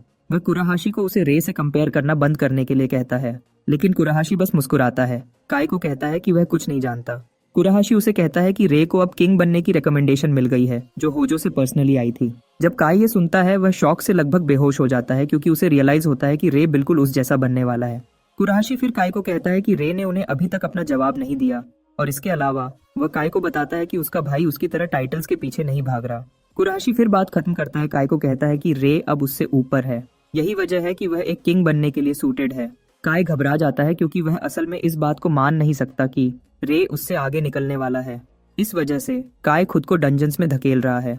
डंजन में इतनी देर तक लड़ने के बाद उसके कॉमरेड्स ने एडवाइस दी कि वह अगले दिन बॉस से लड़ें, लेकिन काय उन्हें चुप करा देता है, कहता है कि वह सबसे स्ट्रांग है। काय बॉस रूम को धकेल कर खोलता है अपने कॉमरेड्स को यह प्रूव करने के इरादे से कि वह स्ट्रांग है। सरप्राइजिंगली जो उसे डंजन के अंदर मिलता है वह एक लेवल 20 का स्लाइम है और ये काय को डिसअपॉइंटेड करता है। उसके कॉमरेड्स दूसरी तरफ डरे हुए हैं कि चीजें ठीक नहीं है क्योंकि उन्होंने पहले कभी उस टाइप का मॉन्स्टर नहीं देखा था। अपनी ताकत दिखाने की कोशिश में काय डिसाइड करता है कि वह मॉन्स्टर को तुरंत मार देगा। वह ऑरा फार्म्स करता है जब वह स्लाइम पर एक मैजिक ब्लास्ट फेंकता है, लगभग उसे मारते हुए। उसके टीम मेंबर्स उसकी तारीफ करते हैं, उसे कहते हैं कि उसने कर दिखाया, लेकिन उन्होंने अभी ये कहते ही उनके सर गर्दन से बोलिंग पिन्स की तरह उड़ जाते हैं। काय घबराहट में पलटकर अपने मरे हुए टीममेट्स को देखता है। इससे पहले कि वह कुछ समझ पाए, स्लाइम बड़ा हो गया है और उसे ओवर पावर कर लिया है। काय लड़ने की कोशिश करता है लेकिन स्लाइम बहुत स्ट्रांग है और खुद को काय के शरीर के अंदर धकेल देता है। आखिरकार उसके साथ मर्ज हो जाता है। इसी बीच क्रोनोस अपनी जेल में खुश हो रहा है क्योंकि उसे आखिरकार एक नया पॉन मिल गया है। कुछ देर बाद काय वापस अपने पैरों पर खड़ा होता है, अलग दिखता हुआ, लेकिन वह शैतानी तरीके से हंसता है, बात करता है कि उसे अब कितना अच्छा महसूस हो रहा है। दूसरी तरफ सील का एक हिस्सा जो क्रोनोस को पकड़े हुए था टूट गया है। कहीं और अपोसल फैसिलिटी ट्रेनिंग सेंटर पर रे और टीम को प्रैक्टिस करते हुए देखा जाता है। कुछ मिनट की ट्रेनिंग के बाद ओइकावा सजेस्ट करता है कि वह ब्रेक लें। आया रे को चेहरा सुखाने के लिए टॉवल देने दौड़कर आती है और वह कुराहाशी को यह भी बताती है कि उसने उसे ट्रेन करते हुए देखकर बहुत कुछ सीखा है। कुराहाशी अपना लाल चेहरा छुपाने की कोशिश करता है लेकिन ये साफ है कि वह बहुत ज्यादा शर्मा रहा है। कुराहाशी फिर मेंशन करता है कि वह दिन में पहले काय से मिला था। कुराहाशी फिर सब कुछ रिवील करता है जो उन्होंने बात की थी। हंस रहा था कि काय कैसे सोचता है कि वह अभी भी उससे ज्यादा स्ट्रांग है। यूरी कुराहाशी को दोबारा छेड़ने का तरीका ढूंढ निकालती है, कहती है कि वह पर्सनली काय के पीछे गया क्योंकि वह किसी ऐसे इंसान को नीचा दिखा रहा था जिसे उसने खुद अप्रूव किया था। कुराहाशी शौक से लगभग बेहोश हो जाता है क्योंकि यूरी झूठ नहीं बोल रही, लेकिन रे उन पर फोकस्ड भी नहीं है क्योंकि वह आखिरी बार काय को कब देखा था उसके बारे में सोच रहा है, जो ड्यूअल के बाद था। वह सोचने लगता है कि वह और काय कब अलग होने लगे और उसे डर है कि शायद ये वैसा ही खत्म हो जैसा उसकी पिछली जिंदगी में हुआ था। वह फिर कंक्लूड करता है कि उसे सब कुछ भाइयों की तरह सेटल करना होगा। अचानक टीम का एक और मेंबर दौड़कर आता है, उन्हें कहता है कि इमरजेंसी है। पता चलता है कि शिंजुकू डंजन कोलैप्स हो गया है और बहुत सारे मॉन्स्टर्स डंजन से बाहर निकल रहे हैं। टीम तुरंत सीन पर पहुंचती है और वह अपनी हैरानी जाहिर करते हैं कि मॉन्स्टर्स डंजन से बाहर निकल रहे हैं। रे भी सरप्राइज्ड है क्योंकि शिंजुकू डंजन को अभी नहीं होना चाहिए था, लेकिन चीजें अजीब तरीके से हो गई हैं। ओइकावा फिर टीम को कहता है कि उनके पास सोचने का समय नहीं है क्योंकि ब्लू किंग एक मिशन पे बहुत दूर है। वह उन्हें बताता है कि सिचुएशन को हैंडल करना उन पर है और वह टीम को कहता है कि उन्हें सिटीजन्स को इवैक्यूएट करना प्रायोरिटाइज करना चाहिए। टीम ओइकावा के इंस्ट्रक्शन को कंफर्म करती है और वह एक्शन में आ जाते हैं, आसपास के सिविलियंस को बचाते हुए जबकि मॉन्स्टर्स को मार रहे थे, जबकि कुराहाशी मॉक चलाने में बिजी है। ओइकावा सिविलियंस को भागने के लिए एक बैरियर बनाता है। रे इम्प्रेस्ड है कि टीम अपने ड्यूटीज को अनफेज्ड होकर कर रही है, जो स्पेशल टीम से एक्सपेक्ट किया जाता है। रे को याद आता है कि उसकी पिछली जिंदगी में डंजन ब्रेक के दौरान बहुत कैजुअलिटीज हुई थी, लेकिन वह काफी श्योर है कि वह उसकी करंट लाइफ में सिचुएशन को मैनेज कर पाएंगे। अचानक सीन पर एक जायंट मॉन्स्टर दिखता है जो बॉस लगता है। कुराहाशी मॉन्स्टर से टक्कर लेने के लिए एक्साइटेड है क्योंकि वह उसे एक बड़े टारगेट के अलावा कुछ नहीं देखता। कुराहाशी अभी भी मॉन्स्टर से टक्कर लेने के लिए तैयार हो रहा है जब रे मॉन्स्टर की तरफ उड़ता हुआ आता है। रे के एक ही पंच से वह मॉन्स्टर को छोटे छोटे टुकड़ों में तोड़ देता है। रे सेलिब्रेशन शुरू करने वाला होता है जब उसे पीछे से एक शैतानी हंसी सुनाई देती है। वह आवाज को पहचानता है और जब वह पलटता है तो उसे काय पंखों के साथ आसमान में उड़ता हुआ दिखता है। इससे और बुरा बनाने के लिए काय बिल्कुल डरावना लगता है जब वह रे को नीचे घूर रहा है। उसे कहता है कि उसने उसे ढूंढ लिया है। रे डर और हैरानी में देखता है जब वह काय से पूछता है कि वह ऐसा क्यों दिख रहा है। काय रे पर हंसता है, उसे पूछता है कि क्या वह उसके फॉर्म के बारे में बात कर रहा है या उसे कुचलने के अपने इरादे के बारे में। सरप्राइजिंगली काय इस बात को कहते हुए प्लूरल वर्ड इस्तेमाल करता है, इस बात की तरफ इशारा करते हुए कि उसके अंदर कुछ और है। तभी रे को काय अपने पीछे महसूस होता है और वह आखिरी सेकंड में रिएक्ट करता है सर काटने से बचने के लिए। काय रे का मजाक उड़ाता है, कहता है कि उसने स्ट्राइक को डॉज कर लिया होगा, लेकिन वह सोचता है कि वह कितनी दूर जाएगा। काय रे पर अटैक करता रहता है, उसे डिफेंसिव पर रखते हुए। रे को कहीं चेहरे पर कट लगता है, लेकिन वह महसूस कर सकता था कि उसका भाई नॉर्मली बिहेव नहीं कर रहा। वह सोचता है कि काय के साथ क्या हो रहा है जो उसे मॉन्स्टर जैसा बिहेव करने पर मजबूर कर रहा है। रे काय के स्ट्राइक्स को डॉज करता रहता है और कहीं ना कहीं काय अटैक करना बंद कर देता है। वह रे को कहता है कि वह उसके चेहरे पर एक्सप्रेशन देख सकता है जो साफ दिखाता है कि वह डिनायल में है। काय फिर रे को कहता है कि जो कुछ भी हो रहा है वह उसकी गलती है। काई क्लेम करता है कि उसने अपना मॉन्स्टर फॉर्म हासिल किया ताकि उसके पास रे को मारने की पावर हो।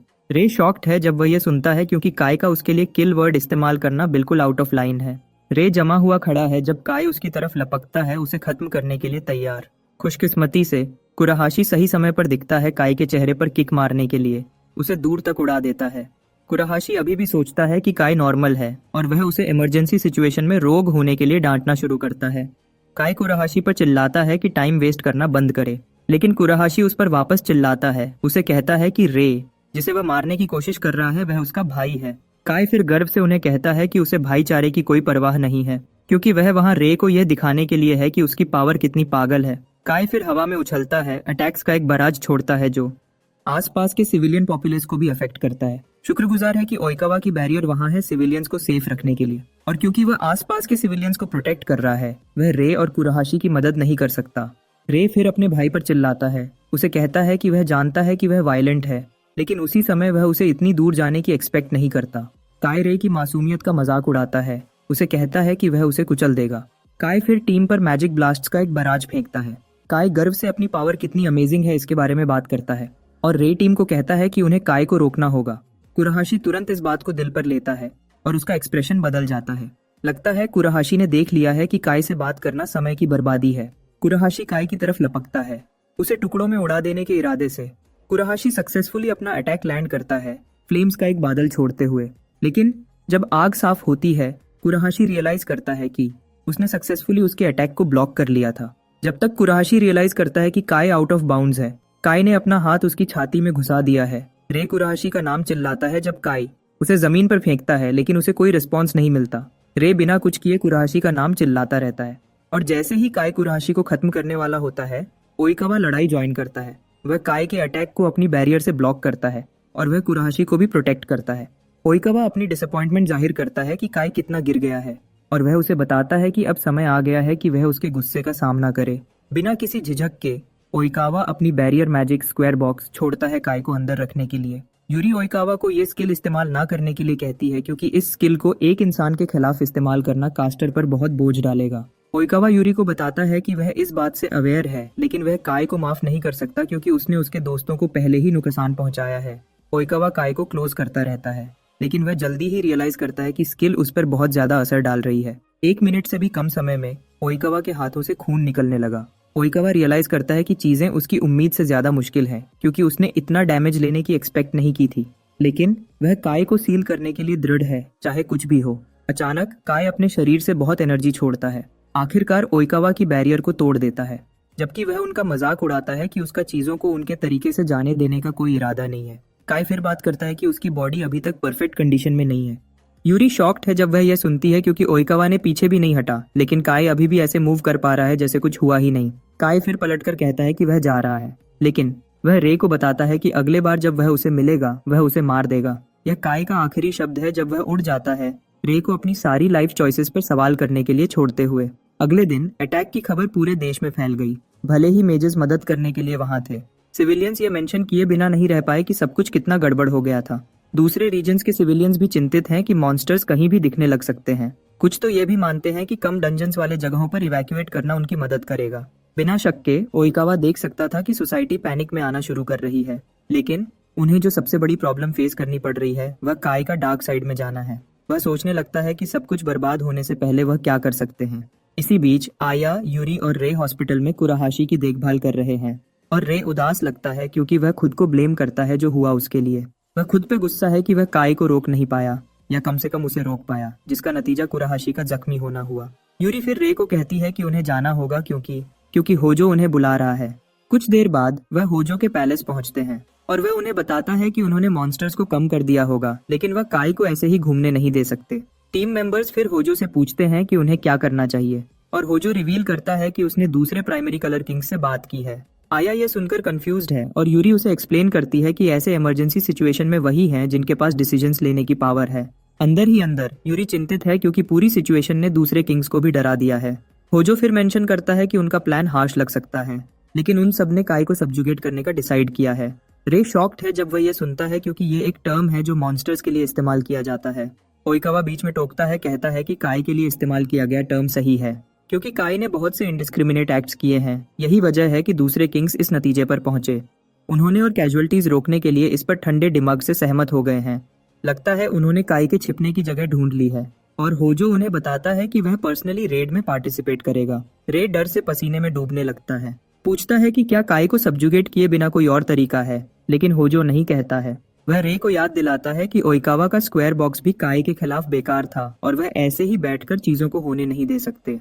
होजो रे को बताता है कि डिसीजन पहले ही ले लिया गया है और काई को अगले दिन सब्जुगेट किया जाएगा। भले ही रे जानता है कि काई के पास उसके बुरे साइड्स हैं, वह जानता है कि उसके भाई के पास उसके अच्छे साइड्स भी हैं। उसे यह सोचने पर मजबूर करता है कि क्या सच में कोई और तरीका नहीं है। तभी ओइकावा अपना फोन निकालता है क्योंकि उसे एक टेक्स्ट मिला था। वह टीम को बताता है कि कुराहाशी को होश आ गया है और इससे पूरी टीम को रिलीफ की लहर मिलती है। कुराहाशी रे को एक मैसेज भी भेजता है। उसे कहता है कि उसके बारे में चिंता ना करे, लेकिन अपनी अकल ठीक करे ताकि वह अपने भाई को समझा सके। कुराहाशी के शब्द रे को यह बताने के लिए काफी हैं कि वह हार नहीं मान सकता क्योंकि उसे चीजें ठीक करनी होंगी, क्योंकि काई उसका छोटा भाई है। रे फिर होजो से पूछता है कि क्या वह उसे एक मौका दे सकता है। वह जानता है कि काई डेंजरस है, लेकिन उसे लगता है कि चीजें ठीक करने की पॉसिबिलिटी है। होजो रे को बताता है कि काई का सब्जुगेशन अगले दोपहर शुरू होगा, लेकिन वह रे को बताता है कि वह उससे पहले जो चाहे कर सकता है। रे यह सुनकर रिलीव्ड है और वह होजो को मौके के लिए शुक्रिया कहता है। सरप्राइजिंगली आया और यूरी कहती हैं कि वह रे को ज्वाइन करेंगी क्योंकि वह अपोस्टल्स ज्वाइन करने से पहले उसकी पार्टी में थी। होजो यह सुनकर साइजिज करता है, लेकिन वह उन्हें रोक नहीं सकता, तो वह बस उन्हें कहता है कि वह जाने के लिए फ्री है। लेकिन वह उन्हें बताता है कि डेडलाइन अगले दिन की दोपहर है, यह इंश्योर करते हुए कि वह अवेयर है कि कोई एक्सटेंशन नहीं है। रे आसमान में देखता है जब वह अपने भाई को वापस लाने की कसम खाता है। बाद में रे और उसकी टीम कोस्ट के पास एक आइलैंड की तरफ जाती है, सदर्न टोक्यो के करीब, जहां काई के छिपने की बात कही जा रही है। कुछ देर बाद उन्हें ओइकावा मिलता है और रे को एहसास होता है कि ओइकावा वहां रे को देखने के लिए है। ओइकावा इस बात को कंफर्म करता है, कहता है कि वह होजो के ऑर्डर्स फॉलो कर रहा है। वह मेंशन करता है कि आइलैंड पर नजर रखना और बाकी अपोस्टल्स के साथ काई को सब्जुगेट करने में पार्टिसिपेट करना उसका काम है। इस वजह से वह रे जो कुछ भी करने वाला है उसमें पार्टिसिपेट नहीं कर सकता, लेकिन उसके बजाय वह उसे बैरियर स्किल देता है। रे मुस्कुराता है जब उसे रियलाइज होता है कि होजो ने जानबूझकर उन्हें समय पर आइलैंड भेजा था। रे फिर ओइकावा को शुक्रिया कहता है, उसे यकीन दिलाते हुए कि वह काई को वापस लाएगा। जाते हुए ओइकावा रे को कहता है कि उसे यकीन नहीं कि काई उसकी बात सुनेगा, और इस वजह से वह रे के लिए एक और चीज करता है। इसी बीच काई की मेंटल हेल्थ गिरने लगती है और वह बहुत मुश्किल में है क्योंकि उसे नफरत है कि लोग उसे समझते नहीं हैं। क्रोनोस के थॉट्स उसके दिमाग में घुसने लगते हैं। उसे कहते हैं कि सब कुछ बर्बाद कर दे और चिंता करना छोड़ दे।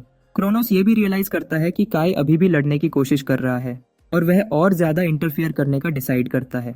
क्रोनोस फिर काई की बॉडी में और पावर रिलीज करता है, आसमान में एक बड़ी लाइट बीम छोड़ते हुए। रे और उसके पार्टी मेंबर्स जहां वह हैं वहां से इस जबरदस्त लाइट को देख सकते हैं और ये उन्हें बताता है कि कुछ बहुत बड़ा होने वाला है।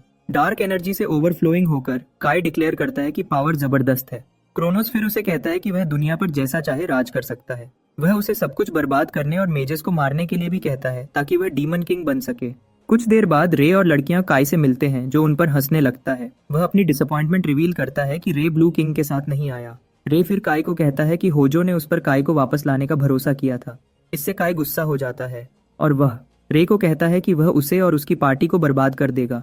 काई अपने बॉडी से एक पावरफुल ब्लास्ट छोड़ता है जिसे रे को भी ब्लॉक करने में मुश्किल होती है। रे देख सकता है कि काई की पावर में कल से ही काफी फर्क आ गया है। काई हवा में उछलता है ह्यूमैनिटी पर जंग का ऐलान करते हुए, जबकि रे को कहता है कि वह उसे शुरू करेगा। तभी रे उसे कहता है कि वह अभी भी वही सेल्फिश लड़का है जो वह है और इस वजह से वह उसे फेस करेगा। रे काई को बताता है कि वह उसका बड़ा भाई है, जिससे उसकी ड्यूटी बनती है कि वह जो कुछ भी कर रहा है उसे रोके। काई हंसता है जब वह रे को कहता है कि उसकी ड्यूटी उसे रोकना है। काई उसे बताता है कि जो उसने अभी कहा उससे वह गुस्सा हो गया है और लड़कियां साफ देख सकती हैं कि काई की उनकी बात सुनने की कोई इरादा नहीं है। रे एक पावरफुल फायर स्पेल छोड़ता है जो तुरंत अपनी बाकी टीम से अलग हो जाता है ताकि वह उसे 1-on-1 फेस करने के लिए तैयार हो सके। उसे अपनी पावर प्रूव करने के इरादे से रे काई पर हंसता है। उसे पूछता है कि क्या लड़ने की एक ही वजह है उसे अपनी पावर प्रूव करना। काई फिर जवाब देता है। रे को कहता है कि वह कभी नहीं समझेगा, लेकिन वह उसे बताता है कि पावर ही जस्टिस है। वह मेंशन करता है कि हर किसी का उसके प्रति रवैया बदल गया जब उसे अपनी पावर मिली और ये इसलिए है क्योंकि हर कोई पावर की इज्जत करता है। काई मेंशन करता है कि कोई उन्हें एक्नॉलेज नहीं करेगा अगर उनके पास उसे बैकअप करने की पावर नहीं है। काई रे को कहता है कि उसके बारे में उसकी ओपिनियन उनके ड्यूएल के बाद बदल गई थी, यही वजह है कि वह सब कुछ उसे क्लियर करना चाहता है। काई फिर एक बड़ा मैजिक ब्लास्ट बनाता है और रे को एहसास होता है कि वह इसे सिर्फ स्किल से ब्लॉक नहीं कर सकता क्योंकि ये कल से कहीं ज्यादा स्ट्रांग है।